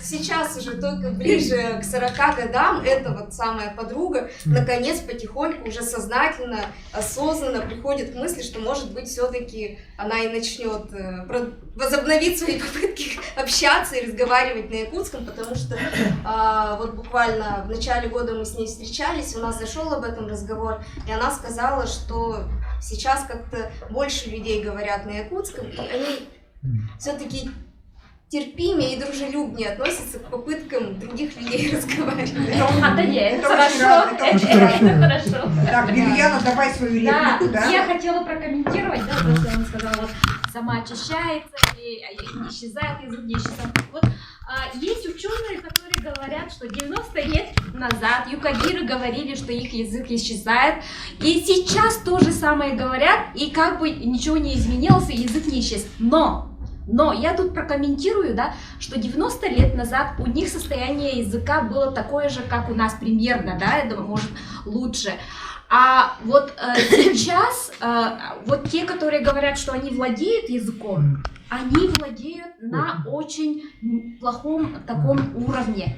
То есть язык, можно сказать, исчез, потому что они понимают, некоторые только понимают, если даже понимают и говорят там 10 слов, допустим, да, иди, садись, ешь и так далее, то они говорят, что уже говорят. Просто у них снизился уровень вот, требования. И сейчас у нас тоже такая же ситуация. Допустим, если ребенок уже говорит, я, допустим, как исследователь говорю, да, если ребенок говорит, знает, как это будет глаз, там, нос и рот, я уже ему ставлю, что он говорит на якутском. Если я у ребенка спрошу, вот как это будет щеки на якутском языке или как подбородок, то уже все, почти большая половина, 80% детей у нас уже не говорят на якутском языке.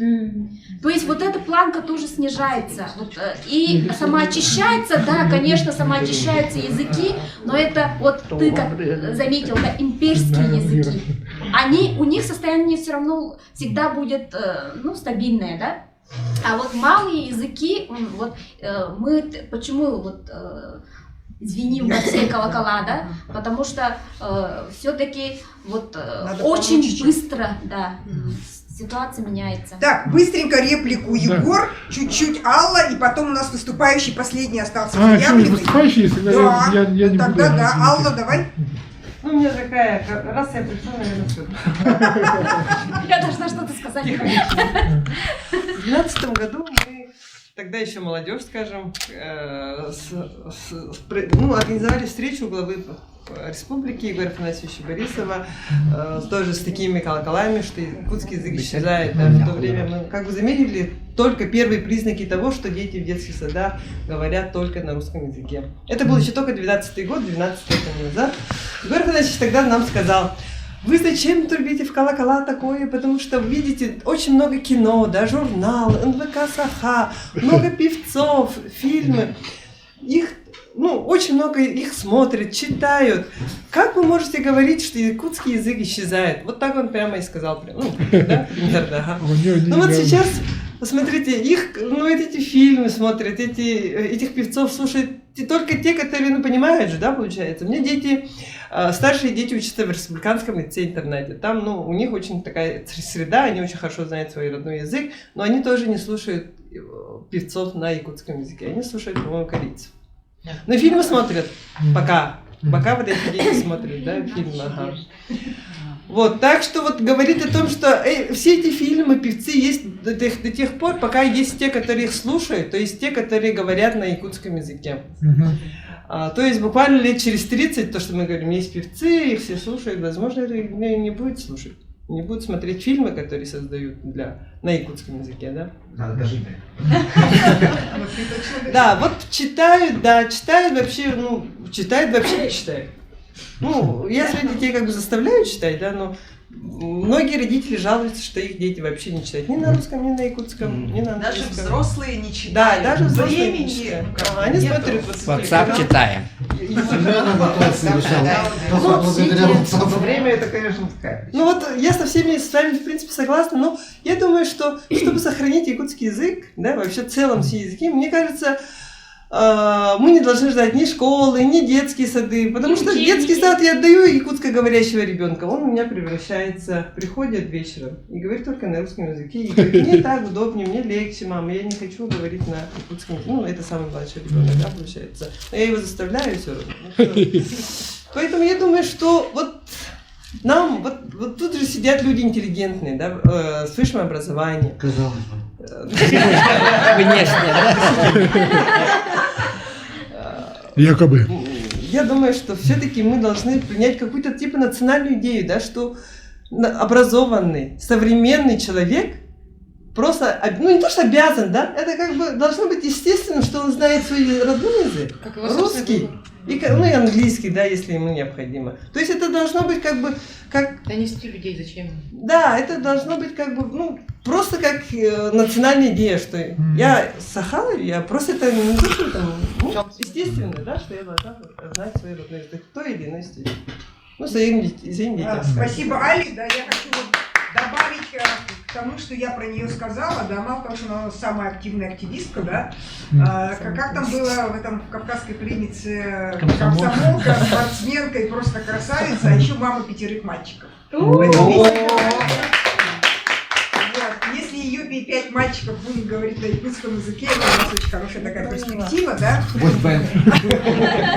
И, значит, у нас заявленный выступающий, духовный мастер, шаман нового времени Ольга Кривошапкина-Сайдына заявила тему «Духовный смысл знания родного языка для человека». Ольга Алексеевна, пожалуйста. Спасибо большое, Яна. Добрый день всем участникам. Хочу выразить сегодня огромную благодарность Яне за вот это неравнодушие, горячее сердце и на самом деле за то, чтобы вот эта болезненная, интимная, да, очень такая животрепещущая тема, она будет подниматься на поверхность. Это очень важно делать.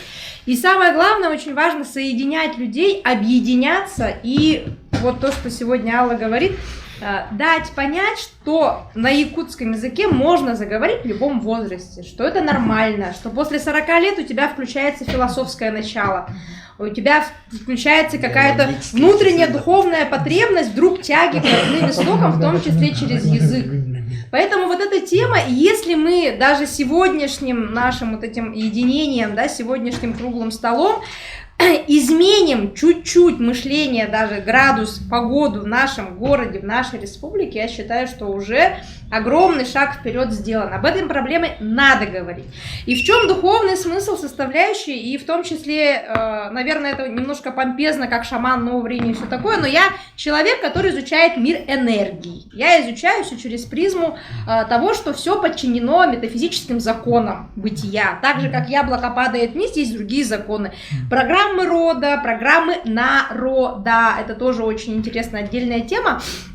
И как человек, который вырос в русскоязычной среде, мама отдала меня в русский класс, да, потому что она приехала из Хандаги и выросла в русскоязычной среде, учитель русского языка.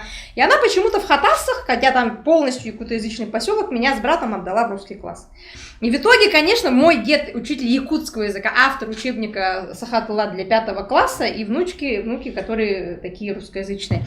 Я помню, как дед делал вырезки с белем-бол и с линейкой тонсуё стулудам. Такой, представьте себе, интеллигентный, с высшим образованием, который 37 лет был директором школы, да, и он сидел, пенсионер, Олюска Кальман, да, и я читала внутренне со слезами там эту вырезку из белем-бол, и каждый мой приход к бабушке с дедушкой был уже опять, как я ему сейчас благодарна.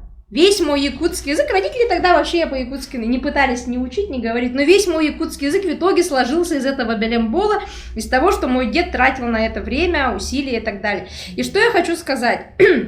Так случилось, что в моей жизни превалирующий русский язык. Я как человек, который владеет русским языком достаточно на высоком уровне, скажем так, и я могу говорить так, чтобы человек был заинтересован слушать меня дальше. И когда я начала говорить о мире духовности и мире энергии, естественно, как дочь народа Саха, я все даю через призму нашей якутской культуры. И вдруг это стало неожиданно интересно людям, там, миллионным пространству. То есть на меня подписано там около 100 000 человек, и когда люди приходят ко мне учиться с разных точек там планеты, там примерно 20 стран были в последнем обучении, сегодня у меня будет конф-колл с девочкой из Нигерии, да, и просто я что хочу сказать, они все восхищены якутской культурой, глубиной, которую дает наша, я все равно считаю, религия, хотя мы не канонизированы, но у нас есть обрядовость, у нас есть уникальность, у нас есть то, что делает нас совсем другими. И все знают слова арайлга, махтал, епут, боркут, салгункут, такие слова, которые, казалось бы, для них совершенно непривычны и непонятны.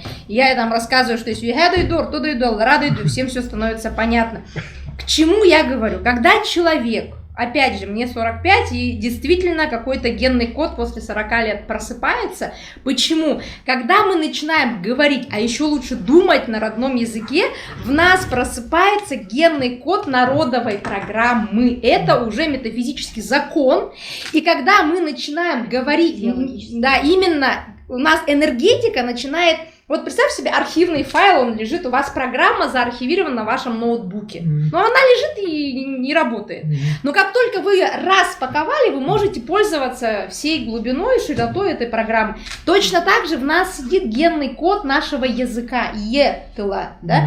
И когда мы начинаем соприкасаться, и тяга-то возникает не случайно, потому что в каждом из нас есть определенный духовный потенциал. Наша внутренняя сила, которая делает нас там, ну, успешными в том числе в материальной среде, которые делают нас счастливыми в семье. Мы все заинтересованы в улучшении качества жизни. И самый короткий путь – это начать говорить на родном языке. Включается генный код и идет энергоподдержка всех, кто жил за, извините, твоей спиной, весь твой народ, и все лучшее в нас начинает просыпаться. Поэтому то, что мы говорим о сохранности якутского языка, это о том, что если наш язык будет сохраняться, если наш язык будет расти, и выдавать какие-то новые оборотные процессы, то тогда в нас проснется огромное количество талантов. Да? Возьмите Августину Филиппову. Ну, никто никогда не скажет, вот эта гениальнейшая женщина, просто величие нации, достоинство, достояние республики, народа Саха и так далее, и так далее.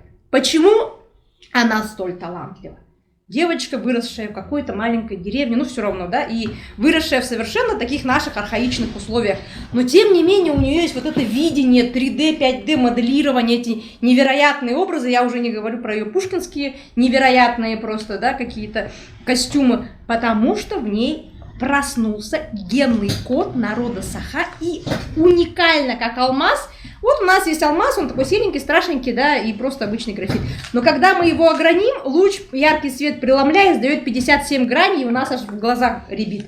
Точно так же мы все с вами, по сути, все люди являемся некими алмазами, которые могут быть и сиять во всей красе нашей огранки тогда, когда в нас просыпается генный код. То есть это в том числе некая духовная необходимость, с которой каждый интеллигентный, думающий человек, достигший определенного уровня развития, закрывший свои какие-то потребности, начинает так или иначе задумываться. Но есть хорошие новости. Более чем уверена, что с языком будет все хорошо. Да? Немножко бельгийский. Да? Почему? Потому что структура нашего языка, да, наша, опять, вся наша суть, это ведь не только язык, это наша духовная культура, это наши оладушки, которые мы там раскладываем, да, наши там какие-то отношения к жизни, это вся вместе, вот это составляет как бы народ Саха, и меня как представителя, ну, как человека, как представителя народа Саха. С нами все будет хорошо. Почему? Потому что в нас есть неравнодушие. И то, что мы сейчас засеяли вот эти вот семена, немножко там где-то касаясь каких-то там болезненных, острых тем, это говорит о том, что у народа, у языка есть будущее. Мы все делаем огромный вклад. Я хочу просто поблагодарить сегодня каждого прекрасного выступающего. Получила огромное удовольствие. Ну, в первый раз я нахожусь на этом круглом столе, что оказывается у нас так много многогранных личностей, так много людей, которые вот распаковывая себя как красивый генный код, как алмаз, дарят людям, языку надежду на то, что он будет жить. Спасибо всем за внимание. Спасибо большое, Ольге. Да. Так, ну что, теперь, думаю, пришло время подвести какие-то итоги. Кому есть что сказать? Вот я бы хотела, например, послушать Андрея Колодезникова, да, Андрей, Алешу Толстякова, который с таким прямо... Нет, половину всего, чего я хотел сказать, Максим, просто языка. Все, что я хотел сказать, половина его выступления была... Как репетировали? Читайте у него, да. Абсолютно согласен с утверждением, что язык будет жить до тех пор, пока есть мысль на якутском языке. Люди мыслят языком. Я вот, например, как человек, воспитанный в русском стиле, да, в русском. Я ходил в русский детский сад, я ходил в русскую школу. Я советский ребенок, я воспитывался русским языком, и, соответственно, я думаю на русском языке. Когда я хочу говорить о том, говорить на якутском языке, мне приходится внутри переводить свою мысль на якутский язык и потом ее озвучивать. Спасибо моим мудрым родителям, которые отправляли меня на все лето в Тарту, колыбель якутского языка, да, и под угрозами отправить меня в недружелюбную Чурапчу, где меня побьют за незнание якутского языка, я этот язык выучил. И, собственно говоря, и, собственно говоря, моя бабушка, Анна Романовна Кривошапкина, она, ну вот в моем понимании, императрица якутского языка, да, потому что она не признавала латиницу, не признавала ничего, она писала на языке Новгородова, и она владела этим якутским языком, которым, наверное, ну, мало кто сейчас владеет. Я половину того, что она говорила, сейчас ну, не готов воспроизвести, да, но суть-то понимаешь, потому что ну, там перемешку с бытовым. Но еще она и умела очень красиво материться на якутском языке. Надо записать курсы. Да, это вот страшные якутские ругательства, которые я запомнил. Конечно, это отдельный вид искусства. Вот откуда, оказывается. Да, и это тоже повод для изучения. Абсолютно согласен, что языку якутскому ничего не угрожает. Изучать его нужно, но, опять же, к этому надо прийти. Прийти. Хочешь изучать? Все возможности для этого есть. 40 нету, да, Леш, еще все впереди. Мне уже за 40. Значит, придешь. Да, и нет, ну, я считаю, что мой якутский язык достаточный для того, чтобы общаться, там, понимать. Там, а дети говорят? Дети? Нет, у меня нет детей. Мне бывает чертовски стыдно за мой якутский, когда я выпиваю. Когда я пью алкоголь и хочу произнести какой-то хороший тост на якутском языке, мне не хватает словарного запаса определенного, да, чтобы все чувствовали. Да, мне исключительно некомфортно находиться на якутских свадьбах, на юбилеях, на похоронах, потому что я не могу выразить тот спектр эмоций, чувств и так далее на якутском языке. Мне этого не хватает. Я это пытаюсь сейчас компенсировать чтением якутской художественной литературы, в котором очень много хороших, правильных слов, которые ярко выражают. Якутский язык очень богатый язык. Он гораздо богаче, чем русский язык. Он может одним словом, одним предложением передать огромный спектр разных чувств, эмоций и так далее. Я сейчас этим занимаюсь. Я читаю якутскую литературу. Я пишу на якутском языке. Да ты чё? Я красавчик! А так очень, такой русскоязычный вайкур, ребята, дорогие, извини, пожалуйста, да, у нас просто двое прямо вот срочно хотят сейчас убежать, да? Давайте мы сфотографируемся. У кого есть телефон, который хорошо... Я сказал, что язык это оружие, на самом деле. И им можно очень серьезно навредить, наказать. Убить можно. Убить, отбить желание. Да? И в моей жизни очень много таких ситуаций было. Потому что я в Сайсаре родился, в якутский садик ходил единственный. Да? Выступал на НВК Саха-песни, по-якутски пел, читал. И меня дедушка в русский класс отдал. Пусть научится парень. По-якутски знает, пусть научится. Вот. Потом, значит, я поступил на матфак. Полностью сахаязычный. Матфак сахаязычный, да. Одни девчонки. Все говорили по-якутски. И когда я начинал говорить, прямо падали со стула. Ты такие бы как это, да. И, значит, падали и прямо смеялись и показывали на меня вот так пальцем. И прямо вот так. Меня очень задевало. Да? Все мои друзья, очень известные люди, сахаязычные. Да? Многие знают. Начиная Беккавитрюк. Да, начиная с Беккавитрюка, начиная с Руслана Байшева. Речь не про них, но среди друзей такое было. Эти же разговоры были давно уже, в 90-е годы. В студенческой среде мы говорили про это, да? И говорили, в будущем мы всех, кто не знает по-якутски, будем расстреливать. Это серьезно так? А друзья же мои, а с Андреем что делать будем? А с Андреем в концлагере. Юмор такой был. Да? И вот, в такой среде я жил, развивался.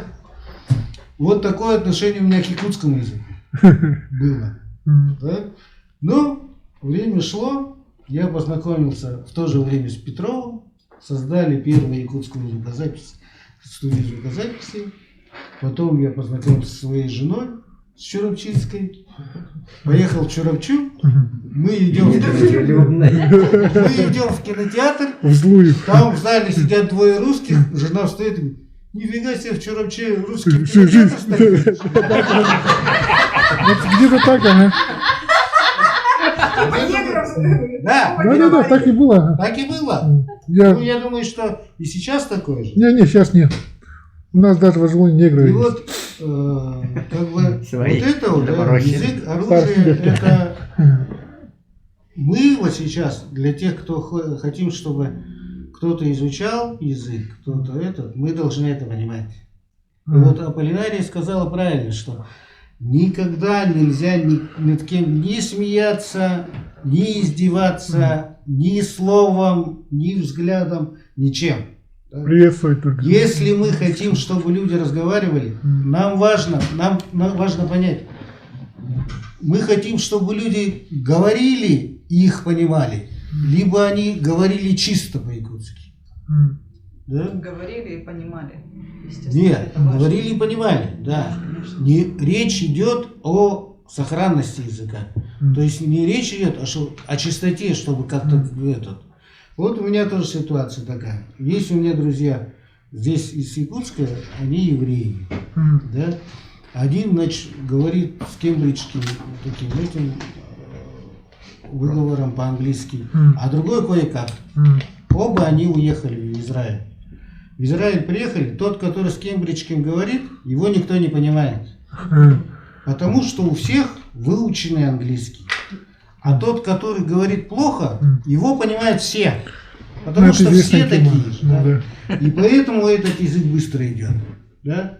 А мы стараемся, чтобы каждый выговорил все правильно.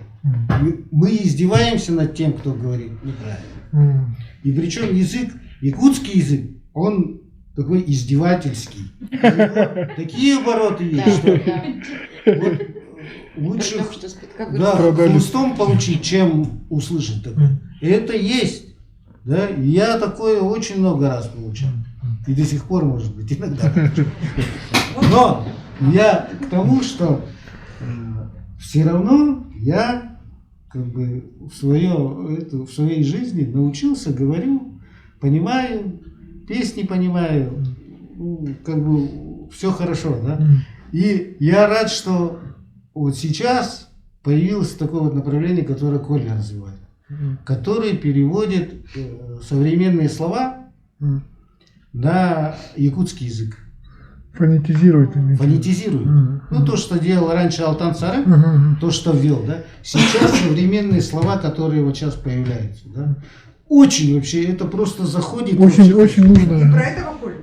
Да, я про Коля. Николая Николаевича. Про какого-то? Потому что, да, когда есть такие слова, они входят вообще просто вот в жизнь. Просто... Некоторые. Нет, просто вот очень много слов новых, которые вошло легко. И сейчас вот, которые вот Николай Николаевич вводит, они в интернете. Вот они очень хорошие, очень прямо. И в языки ложатся, и понятные, и вот такие вот такие вот надо думать. Вот такое надо вводить. И вот мне кажется, что должно быть, вот Максим говорил, да, что люди, все равно люди пишут, очень многие пишут, по-якутски, стихи, песни, рассказы, да, но им надо платить. Плата не обязательно деньгами, да, популярностью, где-то размещением, продвижением, вот этим вот надо. Но это рыночек решает. А? Рыночек решает. Нет, это все управляемо. Это все управляемо. И вот такое собрание, как наше, это может решать. Мы даже можем придумать, узнать, каких-то спонсоров найти, которые за это будут платить реальные деньги. Которые будут, вот люди есть, которые, допустим, придумывают детские песни, короткие, очень короткие. Есть такая Светлана Константинова. Она пишет песни там, для 2-3-летних. Очень короткие, очень маленькие. Где ее найти? Да. Детский сад. Она работает в садике. А телефон есть? А? У меня Телефон есть, да. У меня есть. Она уже там 100 лет, у нее, наверное, целый сборник есть. Мы ее в свое время тоже выпускали. Да? Есть люди, которые пишут короткие четверостишья. Есть люди, которые пишут короткие рассказы. Вот это вот все надо, чтобы шло на публикации.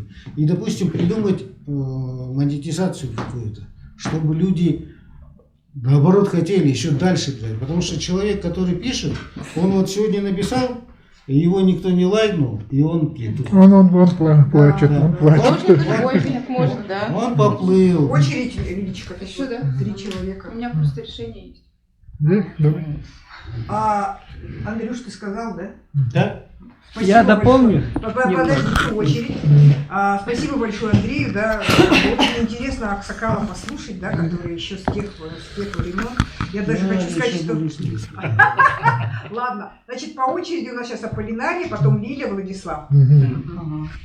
Да, я вот хотела бы, быстренько так скажу, да, это почему нужно поддерживать людей, да, вот я сама лингвист, да, японовед, и на японском языке, ясно, понятно то, что когда мы начинали говорить, мы говорили все на ломаном японском, мы говорили вообще с ошибками там, и у нас был японский преподаватель, да, то есть носитель языка, и который общался с нами только на японском языке. Естественно, она русского не знала. Но у японцев есть очень классная такая фраза. Они говорят ее всем иностранцам. Они говорят ее всем тем, кто только-только начинает говорить на японском языке. Они говорят типа: «О, в японском языке ты прямо хорош». Вот. Они говорят ее, это как естественным путем, как бы, да, то есть они видят старания человека, и чтобы это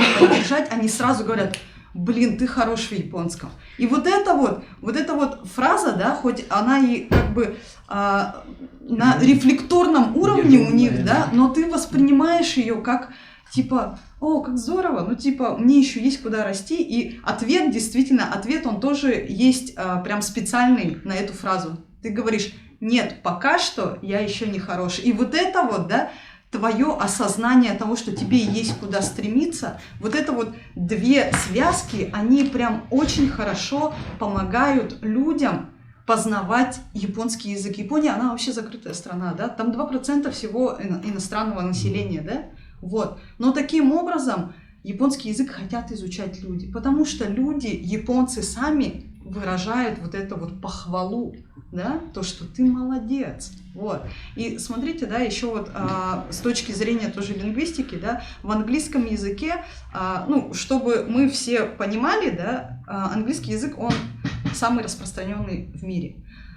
И английский язык, мы почему-то думаем, что он вообще никогда не меняется, вообще это неправда. Во-первых, да, то есть нужно понимать, что, сейчас маленький пример такой приведу, да, правильно говорить I were, да, это прошедшее время, я был, да, I were, там, например, young, да, я был когда-то, типа, там, молодым, вот. Но в последнее время людям стало проще говорить I was young. Это неправильно, это реально неправильно. Но английское образование решило, раз людям проще, сделаем правила в учебниках, что можно говорить I were и I was.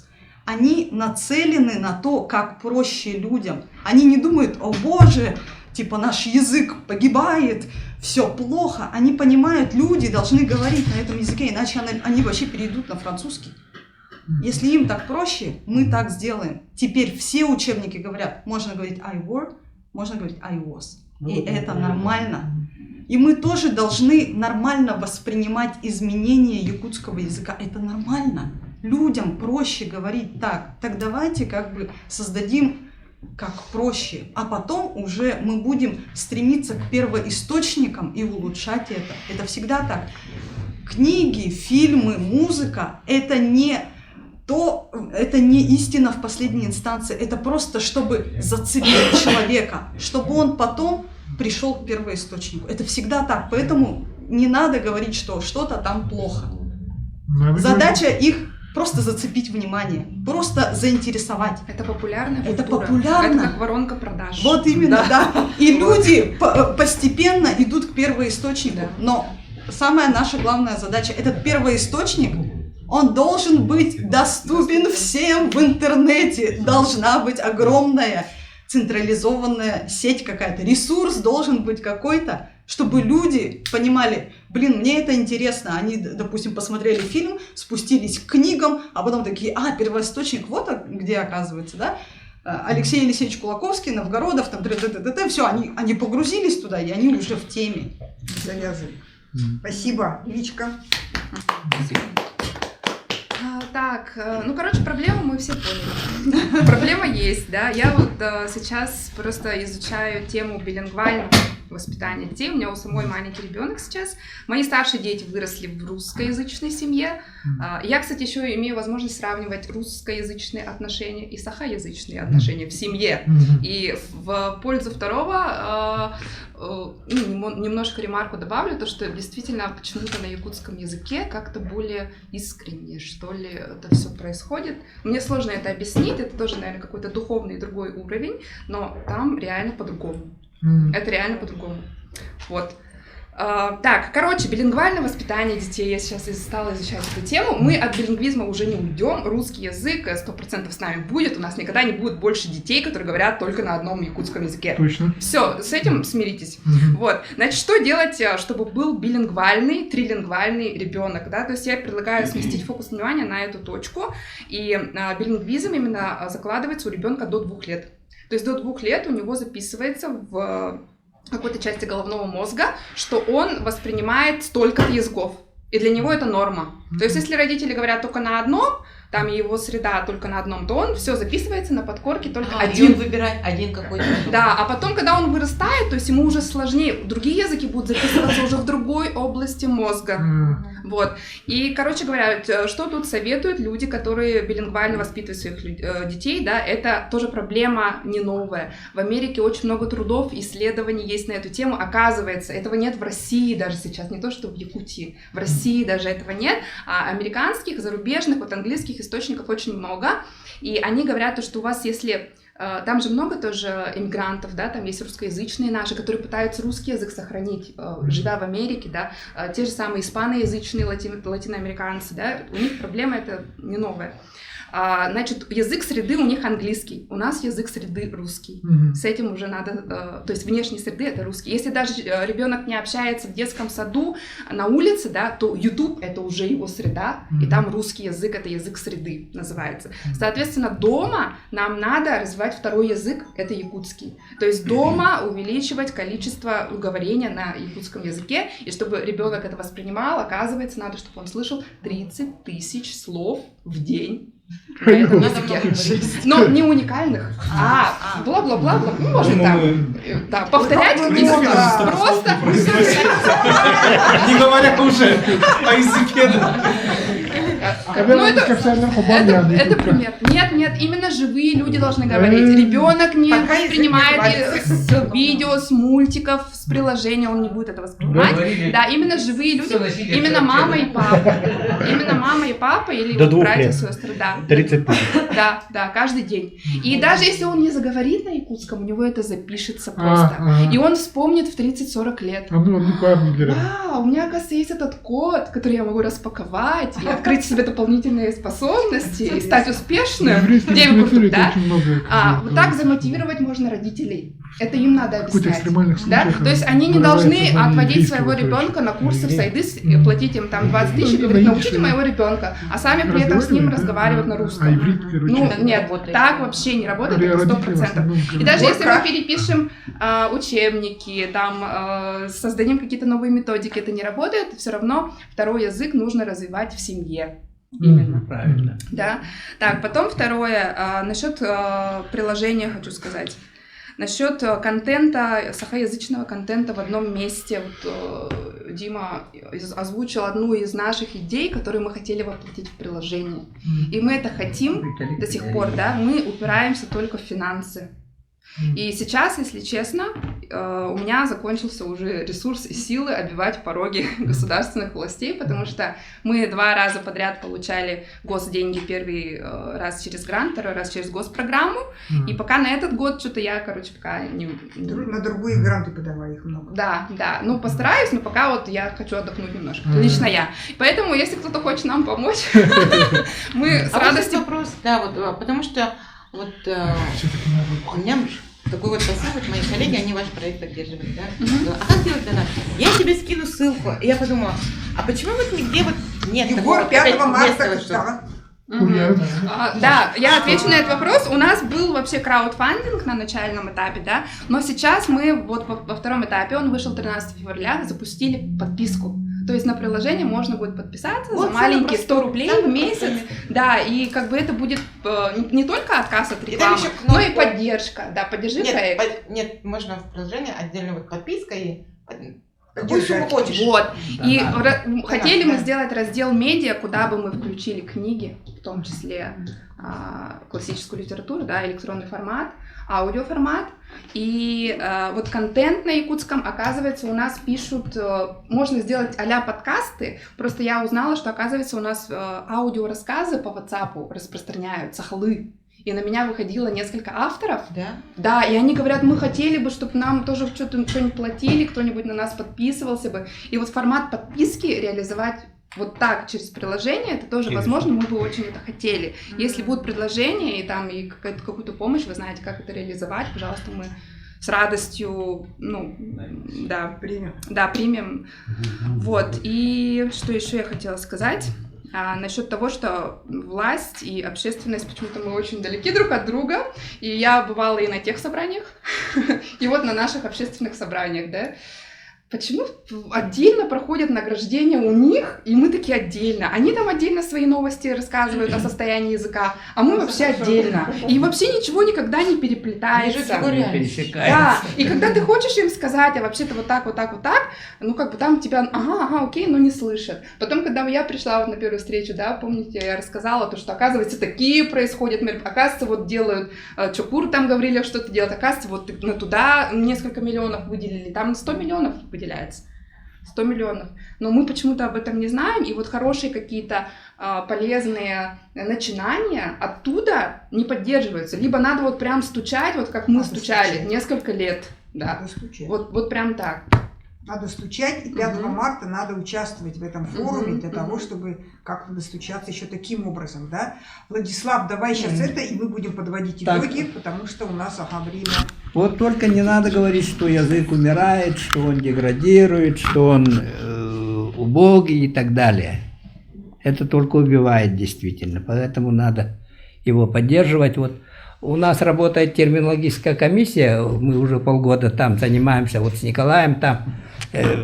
За это время утвердили 164 слова, да, на якутском языке. Это, они не придуманы нами как бы в этой комиссии, да, а просто те слова, которые уже вошли в обиход, новые слова. Вот надо активнее и общественникам, и просто населению, педагогам работать в этом направлении, чтобы вводить какие-то новые термины. Вот вчера была презентация русско-якутского словаря по праву, да? Там слово «алиби» переводится на якутский язык 10 словами. Это же страшно. Поэтому надо придумывать якутские эквиваленты новые слова. Которые заменяют слово «алиби». Не, вот. Одним словом. Я вот, например, сторонник того, чтобы международные термины, которые уже во всем мире существуют довольно давно, чтобы они не переводились, мы не искали, не били голову над тем, чтобы заменить их. А вот новые слова, вот, например, слова технические термины, интернет-слова, их надо как-то более переводить. Например, интернет сейчас уже узаконилось, да, QR-сетями. Слово QR-код тоже заменили QR-код. QR – это вселенная, да? QR-сетями – это интернет. Вот такие какие-то новые слова придумать, и нам тоже надо в этом направлении работать. И еще вот есть очень много литературы, которая была выпущена в 90-е годы, самиздат, да, по якутской этнографии, по истории, по культуре, по языку. Вот очень много такой самиздатовской литературы лежит. И я бы хотел, например, эти книги оцифровать и пустить в общее пользование, но не могу, потому что есть понятие авторского права, да? А кто автор? Ну, авторы, есть авторы, которых уже нет, выпускали районы, например, это очень сложно, в этом отношении тоже надо как-то поработать. Я вот, например, работаю над энциклопедиями, в прошлом году очень много сделал материала по выдающимся людям Якутии, да, почетные граждане, там, кавалеры полярной звезды, обратился правительство за списком почетных граждан республики и кавалеров полярной звезды. У них нету. Документов нету, списков нету. Я пошел, мучился, искал по всем источникам, потом пошел на площадь Ленина, перед домом, перед школой искусства стоят стенды. Я оттуда сфотографировал, потом начал искать данные. Вот такая у нас отношение к нашим этим реалиям. И вот эти данные, они вошли в один единственный экземпляр такой уникальной большой энциклопедии, да, которую отпечатала АЯР, и она будет только в единственном экземпляре существовать. А то, что вот я, например, полгода работал, там эти данные, они нигде не будут опубликованы. Сейчас я работаю над энциклопедией спорта Якутии, да, тоже выпускать как бы не с руки, потому что данные постоянно обновляются и так далее. Я их на своем сайте размещаю. Есть мой сайт saha-korotov.ru. Вот на этом сайте публикую свои материалы и энциклопедию тоже. И вот обязательно для, вот, чтобы люди знали, да, о нашей республике, вот такие материалы где-то надо, единый сайт, портал какой-то должен быть. 5 минут осталось, Все? пожалуйста, посетите. Я все Спасибо, сказал. Владислав. Да? Все, мы подходим к логическому этому, а то как-то я чувствую, народ зашевелился. Вероятно, червячки в желудке там заиграли, да. Но я перед этим хочу, вот Наташе, да, которая все записывала, все, что вы тут разговаривали, да, хочу спросить, какое у нее впечатление от того, что она услышала. Да, потому что как-то вот единственный человек, который не высказался, это вот у нас Наталья. Есть другой. Кто? Да. Вы сказали. Добрый вечер. Во-первых, всех поздравляю с днем. У нас неделя идет, да, якутского языка и письменности. Вот как раз завершила, провела настольную игру Хабулек. Да. Я очень рада, что все заинтересованы изучению якутского языка, именно русскоязычных, да, саха. И хотела бы, коротко, ясно, да, наш язык вот звучный, мелодичный, и, богатый, красивый. И вот, как говорил наш президент Михаил Ефимович Николаев, да, пока будет жить наш язык, да, народ будет жив. Просто коротко, ясно. Это очень хорошими словами закончила. Молодец, Наташа. Вот, и два таких организационных вопроса. Я понимаю, что у каждого из вас море WhatsApp-групп. Правда?